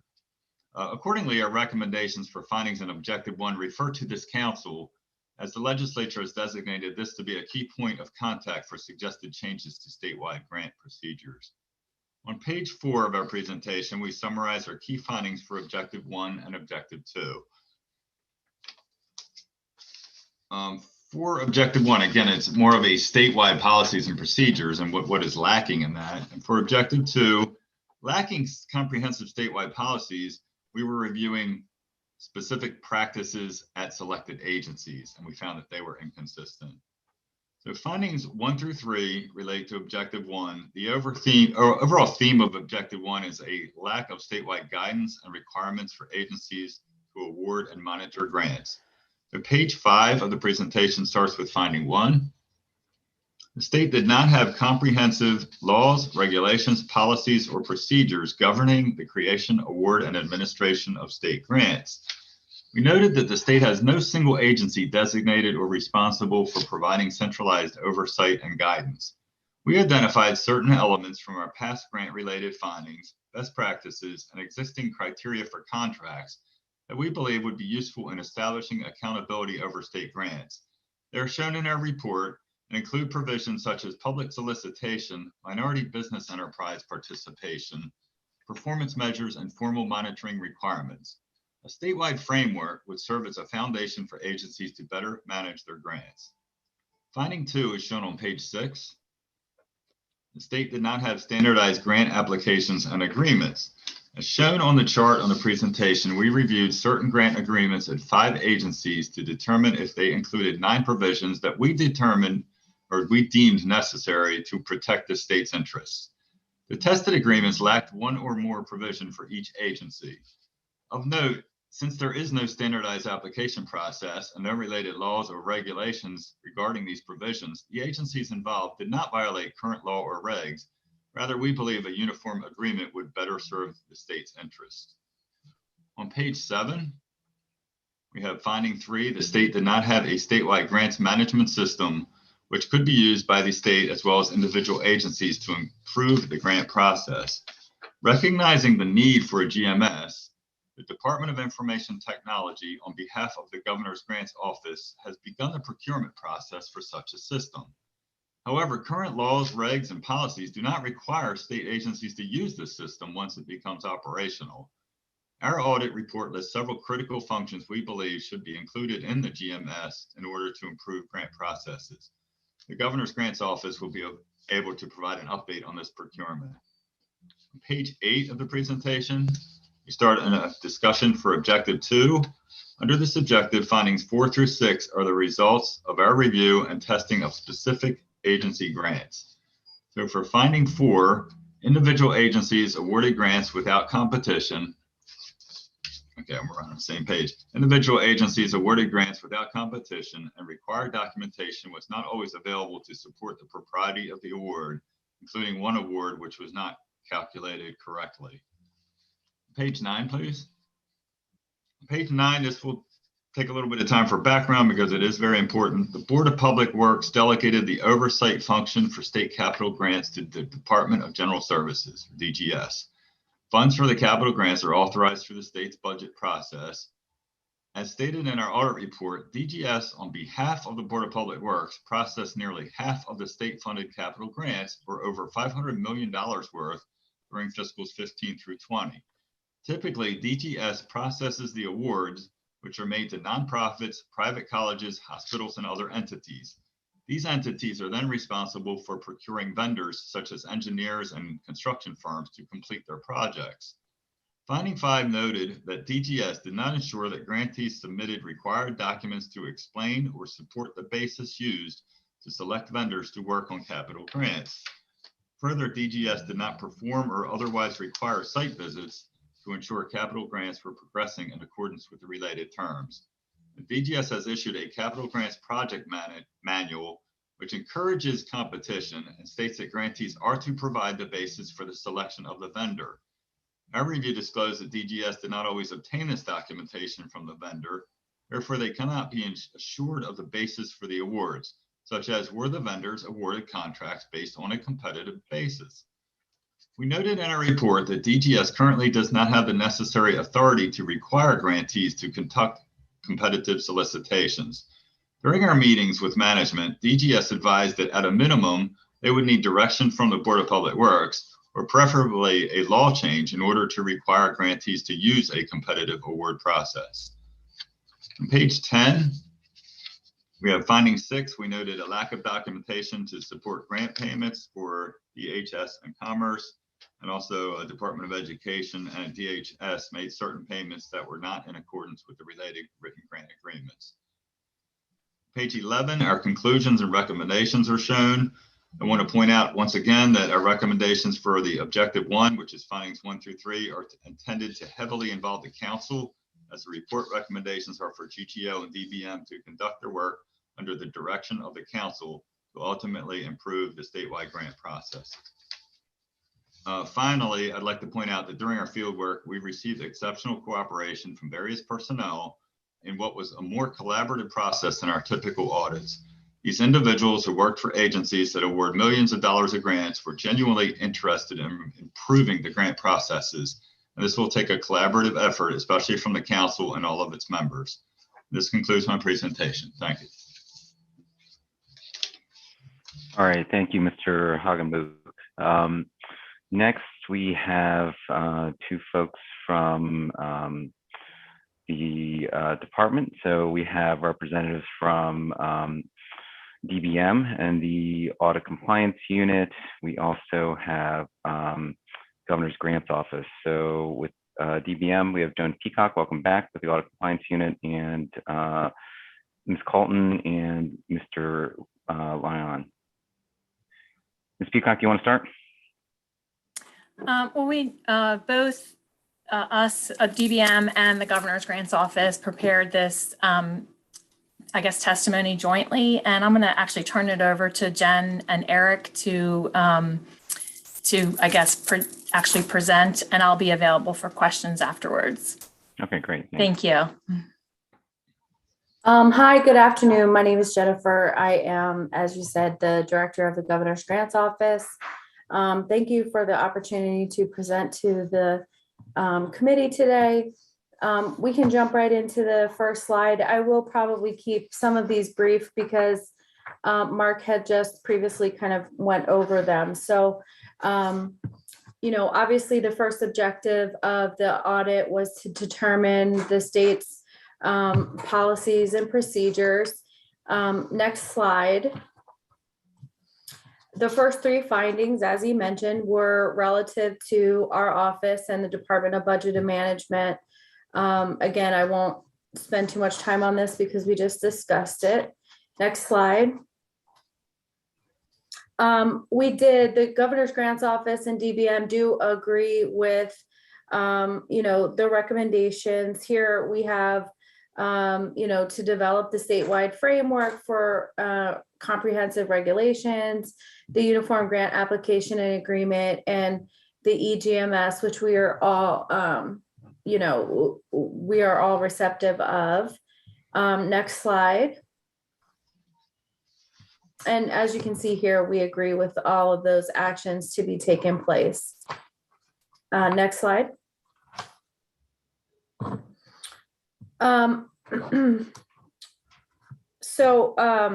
In response to those items put forth, as the slide states, there is no entity overseeing this activity. There's no legal authority that's been designated.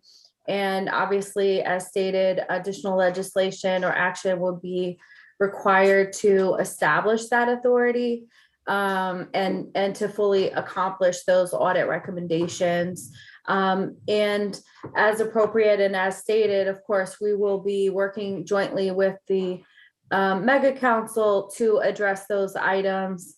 As the chair, we've incorporated in our discussions these items along the way over the past year. We host our meetings quarterly and have been, productive to date. This is a new council, as you've mentioned, doesn't end until 2024. So we do feel that we've had, some time to continue this effort, and we plan to engage, as I mentioned, to incorporate the Mega Council's recommendations. Next slide. I guess we can't emphasize enough that, that the agencies don't have the authority to kind of require. We do lean on the Mega Council to provide a collective response.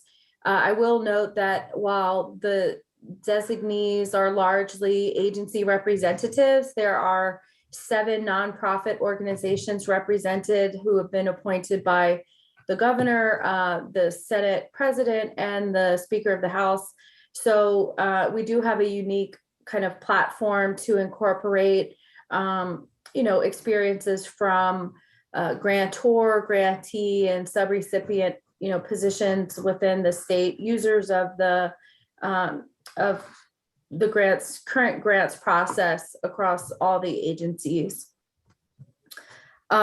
We are working to provide a report based on this year's activities. That's, I think Mark mentioned that it was due at the end of next year to begin, but we're planning to submit a report at the end of this December on this calendar year's current activities. So that'll be forthcoming as well. Next slide. So also mentioned is the Enterprise Grants Management System. And when Secretary Brinkley jumped on briefly, he mentioned the BPW meeting this morning. We did anticipate, with as best as we could, that our item would be approved or pushed forth following this meeting, and that was not the case. They did hear our item and decided to withdraw the item after presentation and Q&A about the item. And there will be some next steps to, answer any of these outstanding questions and bring it forth again. So it's not taken off the table yet, and we are still pushing forward with providing the state with this very important project. Our office has been working with DBM and the Department of IT to bring this project we've been working on it for the last couple of years. We've had funding the past 2 fiscal years through the Major IT Development Project Fund. And while it says on the slide that we were anticipated to award this month, that will be delayed due to the response to today's BPW meeting. Next slide. Also mentioned is the inability for us to require agencies to use the system. Obviously, we have obtained significant buy-in across the state, 25 agencies who are on board and ready to adopt this system. They've been working with our project team for the last year to identify, their workflows, data elements, challenges, and needs in a system. So we've been capturing that with our project team internally over the past 12 months. And so we're getting prepared for the implementation, and we think that there is a high level of need and use across the agencies, though to Mark's point, there is no authority to require that they use it. So I just say that, we have gotten significant buy-in and don't anticipate that there will be a whole lot of pushback, so to speak, once this starts getting implemented and in an obvious phased approach. But, there will be that, lack of policy in place outside of the use of the system. Next slide, please. And this is related to 3C, recommendation 3C. We are anticipating that policy be developed for the usage of the system to ensure that folks use it properly once implemented.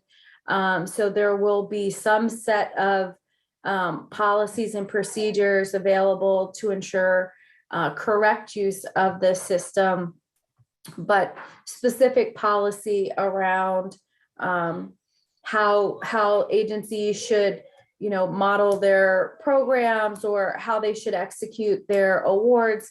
Those types of policies would not be included in the EGMS policy development. And then the last slide is just our contact information. As Joan said, we're all here available to discuss any questions. I think we focused, we wanted to spend the bulk of our time answering any outstanding questions that you guys might have. All right, thank you. Any questions from members? We'll start with I see Chairperson Krim and then Senator Kagan. Thank you, Mr. Chairman. So I just want to sort of summarize what you're saying. You're working on this, putting a system in place, and you have like an internal work group. Is that correct? Yes, there are several things at play. One is the system, the project. So I've been working on establishing this system for the last couple of years. I started receiving funding towards this end in fiscal year 20. And so this has been an ongoing project. I have a team of contractors through the Department of IT who have been working to help basically prepare for the implementation by, engaging with each of the agencies, understanding what systems they might have currently, where there are gaps, where their needs are, and how can we leverage a new system to improve this process, right? So that's happening. And then we have the Measure Council. Can I interrupt? Yes, of course. Okay, just in the interest of time. Yes. So, so a couple of years seems like a long time to me. about working on yes. something and not having a document saying that, you know, these are the policies and procedures, this is what we want to implement. If you need something statutorily in order to advance this, then I think we probably can accommodate you here somehow to at least introduce legislation to do that. But have you looked at other states? Usually when I start working on something, that's the first thing I do is look at other states. So yes, of course. And the thing about that is there are only a handful of states in the country who have successfully implemented a statewide solution. So I will say that our benchmarks and our ability to compare situations are few, but we do. And I have a great relationship with the state of Illinois, who is a prime example of successful implementation, and they've been able to accomplish many of the things that we're trying to accomplish here. And while their, head of grants management recently retired, I'm still very much in touch with her. So, and there are literally a handful of other states or less who have done this. So Maryland would be kind of ahead of the curve and an example for the rest of the country once this gets underway. So okay, I don't. All right. Let me move on to something else. Now, part of my question was, do you need statutory authority for these agencies to be mandated to follow the process once you put it in place? Do you need that? It sounds to me like you do.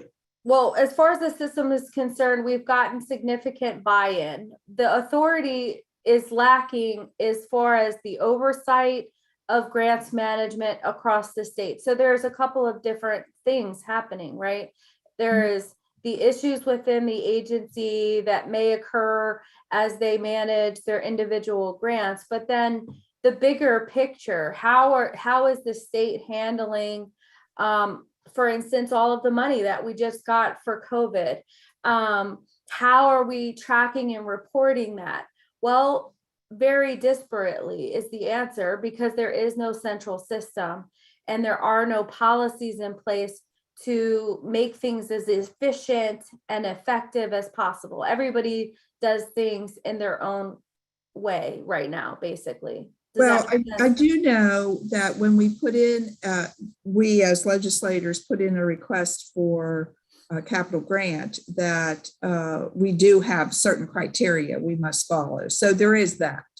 So I'm not sure why we can't expand on that, find a system. I think Senator Kagan may have some input here. She's waving at me, so I'm going to turn it over to her because she may have some help there. Yeah, Senator Kagan, go ahead. Thank you, Senator Lamb. Thank you, Delegate Krim. So for those who may not remember, because this has just been referenced, and thank you, Mr. Hagenbuch, for the overview. It was my bill that created the Mega Council, the Maryland Efficiency Grant Applications process. And it was indeed, as Jennifer just said, modeled on the Illinois program, which is the only state that has created such a thing, unless someone has come up with it in the last year. And theirs is called GATA. So we think MEGA is a way better acronym. But their GATA was the Grant Accountability and Transparency Act, or something pretty close to that. And Carol Krause did provide guidance for us as we went through our process to pass the bill, with all 47 senators co-sponsoring in 2020. Towards the end of the process, some smaller nonprofits started getting misinformation, which is, and we're concerned about the legislation, which is why we had to make this rollout so extended. And Jen has a great group of people, and my staff and I try to attend as many of the quarterly meetings as we can. And I've had conversations with the members on a regular basis. The Mega Council has, I think, grown in its application, which I think is great. But addressing directly Delegate Krim, I have a bill that I'm bringing in as an intermediate step and not waiting for the mega council to be fully done with its work. I don't want to wait 4 years for any movement. And so one challenge is prompt payment, which applies with procurement contracts, grants and contracts for corporate folks, but not for nonprofits. And nonprofits, as everyone knows, is really especially struggled through COVID. Everyone has, but that's been a problem. So that's one step that we can take based on the work and the findings of the mega council. All the right people are in the room, all the right processes there. It's just feeling glacial. And so I am hoping that we will ultimately kind of under promise for 2024, but over deliver and make a lot more progress. So I think we can do better. And the impetus originally, and again, just the brief historical piece, was that nonprofits had to fill out multiple applications, multiple, for each agency or department they were working with. And then multiple reports and all with different things. And I said, can't we just have kind of a portal or a Dropbox or a G Drive equivalent that they can upload their board of director, their 990 financial reports, their board of directors, whatever it is that most folks are going to want. And I called it like a common application when you're applying for colleges. And so you don't have to do the same thing for every single school you're looking at.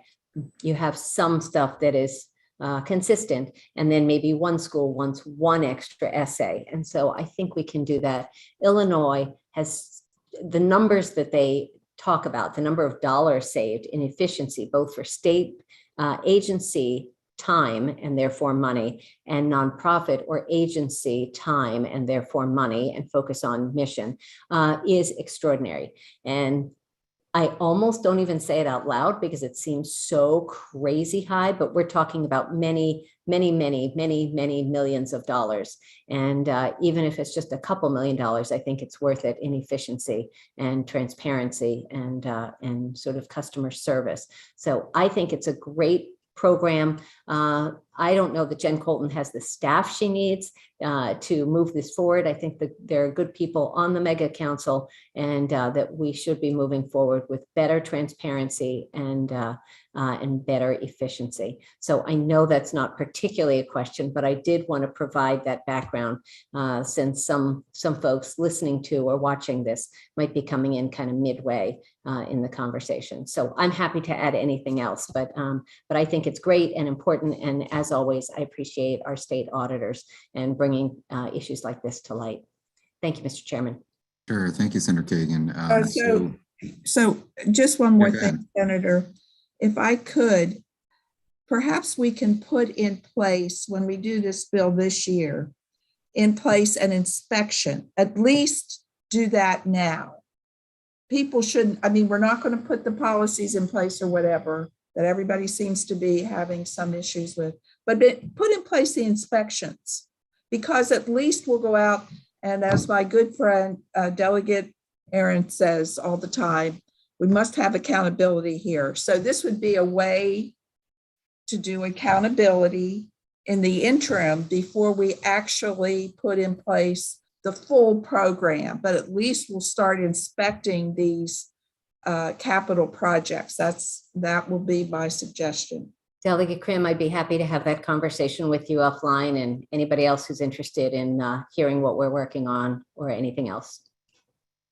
Okay. Thank you, Mr. Chairman. Sure, thank you. Seeing no further questions, I just have a quick clarifying question for Ms. Colton. So it sounds like the timeline seems very stretched out, right? And you've heard that from members of this committee too. There's a report back on the statewide framework that's not due back until July 2024, with potential implementation of the grant management system, hopefully, fingers crossed, to be done by 2025. That's still 3 or 4 years away. From your perspective, what is the primary impediments to be able to accelerate this process faster? Is it staffing? Is it funding? Is it a better understanding of what other states are doing? Is it having other state agencies be able to weigh in and communicate and work together? What are the biggest impediments here? There are a few. Thank you for asking. First, my office is an office of 2 people. myself and my deputy director, we've been working on the project. We've been supportive of the audit. We have the day-to-day. There's a lot that goes into this. So there's the people, and then tied to that is funding, obviously. The oversight and authority has been lacking. Our office was developed as a line item, a budget line item. So we have the ability currently to provide training, recommendations, point people to best practices, but we ourselves in DBM as well, it hasn't been defined that anyone is the owner of grants management. And while my office name states that, we have that maybe, or implies that we have that oversight, it's not there, which is, that is what it is, right? And I think that, like I said, largely the agencies are very anxious and receptive of the system. We have been in active procurement for over a year. I don't want to make this a procurement argument, but there's only so much we could have done to shorten that time frame, right? The procurement process is what it is. And, as soon as we are able, we're planning to go head first once we have this vendor. We've had this project team established for a year. So we've been doing a lot of legwork in advance or in expectation of the vendor. So we've got this good body of work that we feel we're prepared to give the vendor a really great start once we have that identified, to expedite the implementation of the system side of things. So I don't, those are some of the recent, challenges, and I don't know if I, successfully fully answered your question. Yeah. Well, I appreciate that insight. Shocked in a way, but maybe not, that you only have 2 personnel in your office, yourself included, to be able to work on this, particularly when you look at the scope of state grants. There are $5 billion of state grants that go out over a 5-year period between 2015 and 2020, and over $22 million of state grants that were cited as part of this audit that have been tripped up. And that's just the scope of this audit, sir. There are over $14 billion worth of grant funds that come through the state of Maryland. And we've captured, through this project team and our work with the agencies, over 4,000 unique grant programs and awards. So this is a huge, and frankly, because there's inconsistency and in how the grants are tracked and managed, we believe that number is higher. The dollar amount that comes through this state, we believe that it's in excess of $14 billion worth of grant funds that come through the state. This is larger than procurement revenue. I mean, so it is obviously important, and I'm passionate about it. I've been in the office since January of 2018, and due to COVID and other things, right? We've all had our challenges. I appreciate that, Ms. Colton, and this is not to denigrate your work. I think you're doing hard work here with a shoestring budget, and I think you're proving our point that at least from my perspective, we're shooting ourselves in the foot by not putting more resources here to the effort that you're undertaking, which is a key component of grant making here for the state, when so much is at stake, as you point out. I know, Senator Kagan, you want to have one quick comment, and then we're going to wrap this up and move on. Thank you, Senator Lamb. Jennifer, just a quick thing, if you could address this. The reality is, and I am not being partisan or political, but the reality is that next year, Maryland voters are going to be electing a new governor. And whether it's a Democrat or a Republican, it is going to be a new administration. And one of my concerns in a 2024 rollout is the delay in new cabinet secretaries, new agency heads, and all that. And I just wonder if you could speak briefly about what benchmarks might we expect to be done before sort of turnover starts so that a new administration of either party could pick up and continue your work in a seamless manner? Okay, I will. Thank you for the question. I will start by saying, again, this is something that I've been very invested in over the past several years. So I'm not looking to take the quick exit before anything is decided. I'm here to see this through as far as I am possibly able to.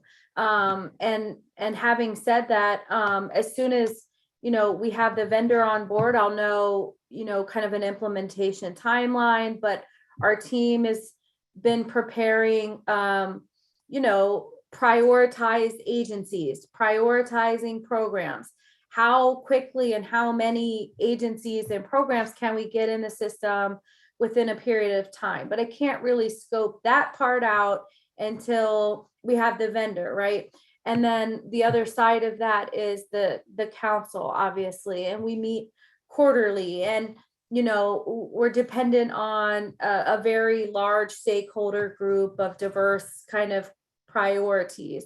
So you all have councils of your own that you're participate in and you understand. So, that itself does take time to, really come full circle with appropriate recommendations and such. So I plan to work, like I said, as long as I can, am I able, and I plan to brief and update and engage in whomever the new administration is on this effort.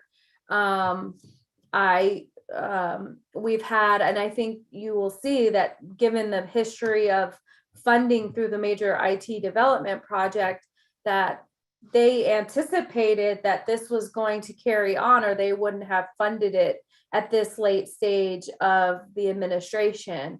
And so I think that says a lot about just the overall need for the state. And so however I can work with you all, the new incoming administration, to ensure that this project is carried on with or without me, I plan to do just that. Thank you, Jen. Thank you, Mr. Chair.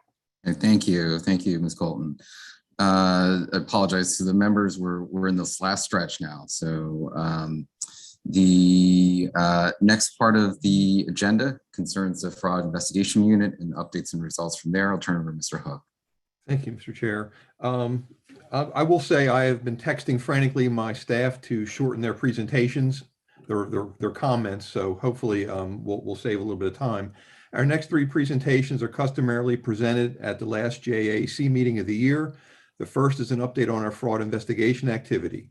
While this update includes a brief overview of several findings at 3 state agencies, the focus of the presentation is on the unit's involvement in developing those findings and the unit's value to OLA. Before they begin, I want to update the committee on the requirements from Chapter 225, 2021 Laws of Maryland. This legislation required OLA to consult with the Office of the Attorney General and the Office of the State Prosecutor to evaluate and develop appropriate statutory or regulatory language to enhance our fraud investigations, improve coordination, and cooperation with appropriate state prosecutorial entities. And OLA was required to report to the committee by December 1st on the outcome of that consultation. OLA submitted the required report to the committee on November 29th, and therein we concluded that the intent of Section 2 could be accomplished through formal MOUs between the entities instead of statutory language. Yesterday, I signed the MOUs on the behalf of the OLA. I will now turn it over to the very capable Josh Adler, Assistant Audit Director, and Joe McWilliams, our Fraud Investigation Manager, to deliver a short presentation on the unit's activities. Thank you, Greg, and members of the committee. Again, my name is Joe McWilliams, and I'm the Fraud Investigation Manager in charge of OLA's Fraud Investigation Unit, or FIU.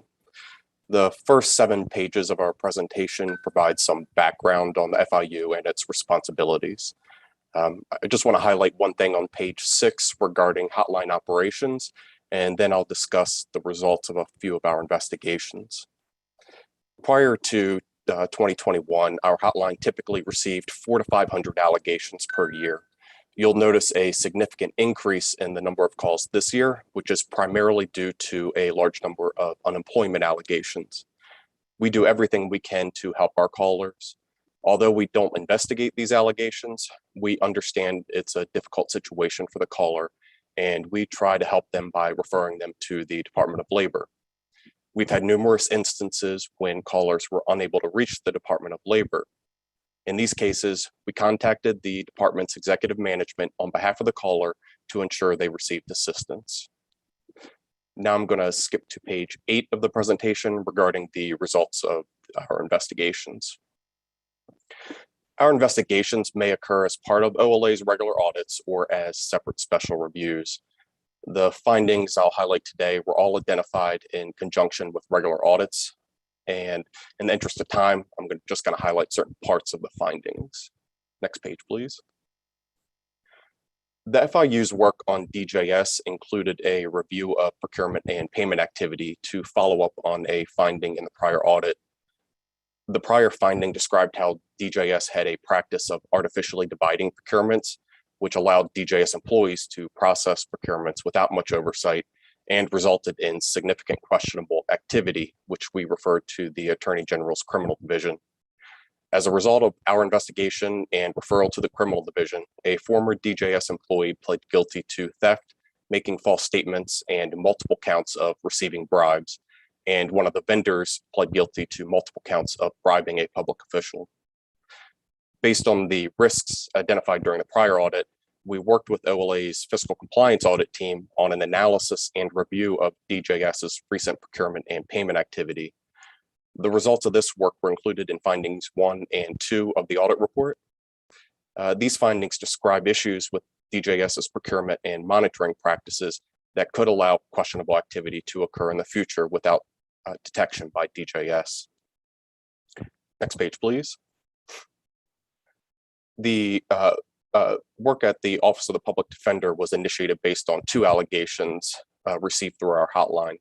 One allegation included concerns with OPD's procurement of IT services, and the other allegation was related to questionable payments to a panel attorney. The results of our review of the first allegation was included in findings 1 and 2 of the report, and the results of the second allegation were included in finding 4. We reviewed 2 IT contracts and found that OPD did not comply with state procurement regulations when awarding the contracts and did not justify the use of the sole source procurement method when procuring the contracts. OPD had also not obtained approvals from the Department of General Services and the Board of Public Works for one of these contracts and the 19 modifications totaling $850,000. Finding 2 describes the issues we identified with OPD's monitoring of 2 IT contracts, which could be significant because the vendors were responsible for managing most of the IT operations at OPD. Next page, please. Finding 4 of our report includes the results of our review of the panel attorney allegation. OPD management had identified certain questionable charges on invoices from one panel attorney and hired a forensic accountant to perform a review of invoices covering a 4-year period. The forensic accountant identified numerous questionable payments, which OPD referred to the proper authorities. However, OPD did not seek reimbursement for the questionable payments and did not expand its review to other payments made to this attorney.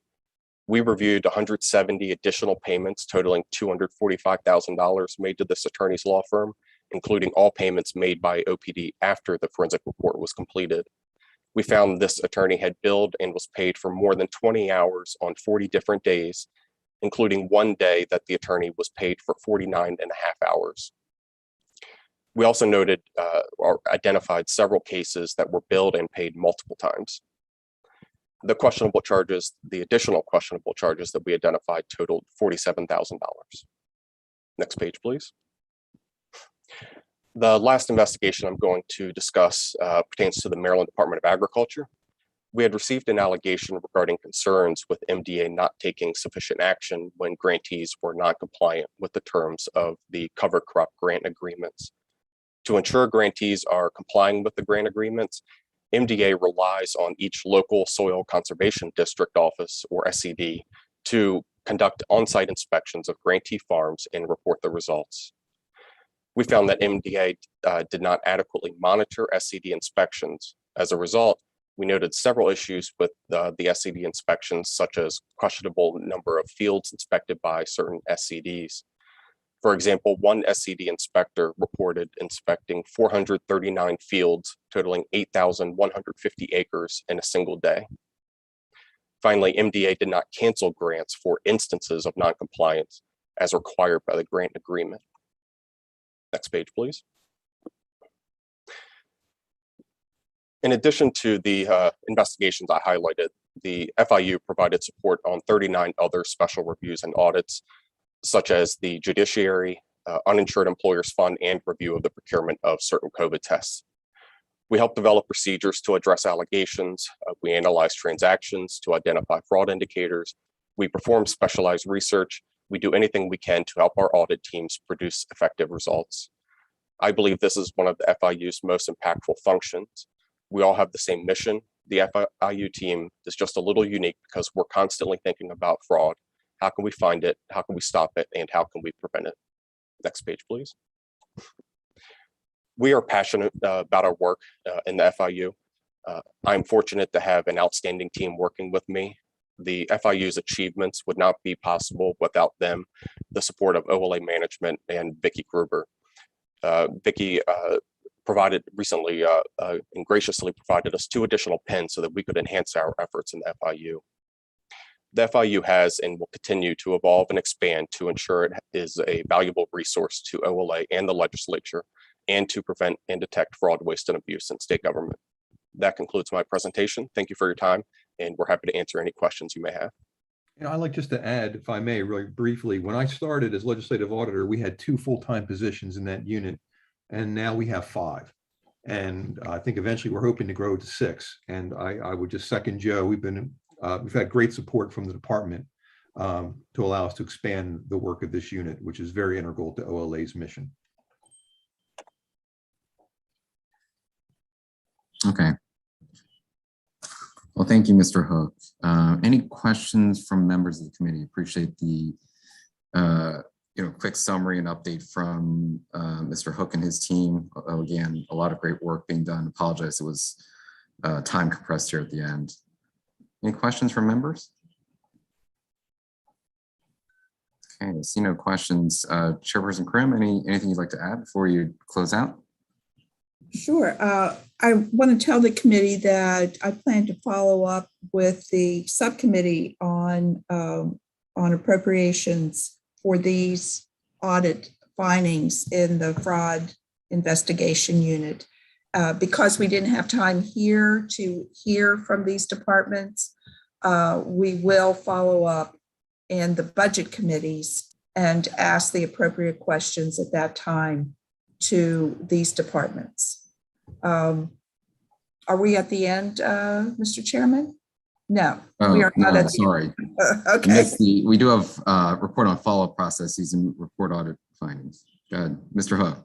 Thank you. The next presentation is another given at the December committee meeting and provides an historical perspective, background, and current information on the OLA's audit follow-up process and repeat audit findings. As I previously mentioned, much of the committee's November meeting was devoted to this topic, and I believe the committee is going to be receiving a future report from the Department of Budget and Management on the results of its own follow-up process. From OLA's perspective, there has been a slight upward trend in repeat audit findings. This presentation will be given by Christine Tamanis. Chris is an assistant director in OLA's Quality Assurance and Professional Development Division. This division provides a quality control process to ensure that overall reliability and integrity of our audit reports and compliance with professional standards. The division also coordinates the office's recruiting, training, and professional development activities and oversees administrative functions, including our soon-to-be completed move of OLA's offices to the warehouse at Camden Yards. Chris? Thank you, Greg. Can you hear me? Yes. Good afternoon, Senator Lamb, Delegate Krim, and committee members. OLA has various audit follow-up processes in place for repeat audit findings, and on page 2 of the presentation, we have provided an overview. Our analysis of fiscal compliance audits as of June 30th, 2021 includes the latest audit report for each agency subject to audit. generally every 3 to 4 years, and this represents our rolling audit cycle. As of June 2021, 29% of findings were repeated in the first subsequent audit, and this percentage has been rising for the past several years, as Greg mentioned. There are 2 follow-up processes in place for repeat audit findings, as discussed on page 3. Pages 4 and 5 include some historical perspectives on the first follow-up process for agencies with 5 or more repeat findings. Page 5 shows there were 3 audit reports issued during calendar year 2021 that had 5 or more repeat findings. All 3 reports are subject to a quarterly status report process. Page 6 of the presentation provides background related to the JCR follow-up process. This process restricts funding for agencies with 4 or more repeat audit findings until the submission of a report by OLA on the status of the related corrective actions. As shown on page 7, the April 2020 JCR contained budget language restrictions for 2 agencies with 4 or more repeat audit findings. The restricted funds were fully released for both agencies. Also, as detailed on pages 9 and 10, the April 2020 and 2021 JCR contained budget bill language restrictions for several agencies that had repeat cybersecurity related findings in their reports issued in 2019 and 20. In conclusion, as discussed on page 11, we believe the various follow-up processes provide useful tools to compel state agencies to take meaningful corrective action to implement audit recommendations. Starting in 2018, we've noticed a trend whereby the number and percentage of repeat findings have again started to increase, as shown on page 1 of the exhibit, and OLA will continue to monitor this trend and report to the committee. Thank you. Thank you. Thank you, Chris. Mr. Hook. And Can I add thank one you, thing, Senator Lamb? Go ahead, if I Mr. may? Hook. Just very quickly, I want to anticipate Senator Fry-Hester's questions about PII findings, if I may. Of course. There were, during calendar year 21, there were 7 state agency audit reports with PII findings, and 3 of those were repeated from the preceding audit report. 2 of those agencies with the repeat PII findings are actually included on page 5 of the handout for this presentation. It would be MDH Regulatory Services and the Higher Education Commission, which each had 5 or more repeats in total. And the third one was Bowie State University. So we do have that information when Senator Fry-Hester is desirous of obtaining it. We can give it to her. So that's all I wanted to say about that. All right. Thank you, Mr. Hook, and thank you, Ms. Timonis. Next, we have the summary of audit reports issued and recommended committee actions. So this is from the period of August 1st through November 15th. I'll turn over to Mr. Hook. Thank you. The final presentation is a chronological listing of 18 audit reports issued during the period from August 1st to November 15th, as Senator Lamb said. The August date picks up from the previous update that was provided by OLA at the August 25th JAC hearing.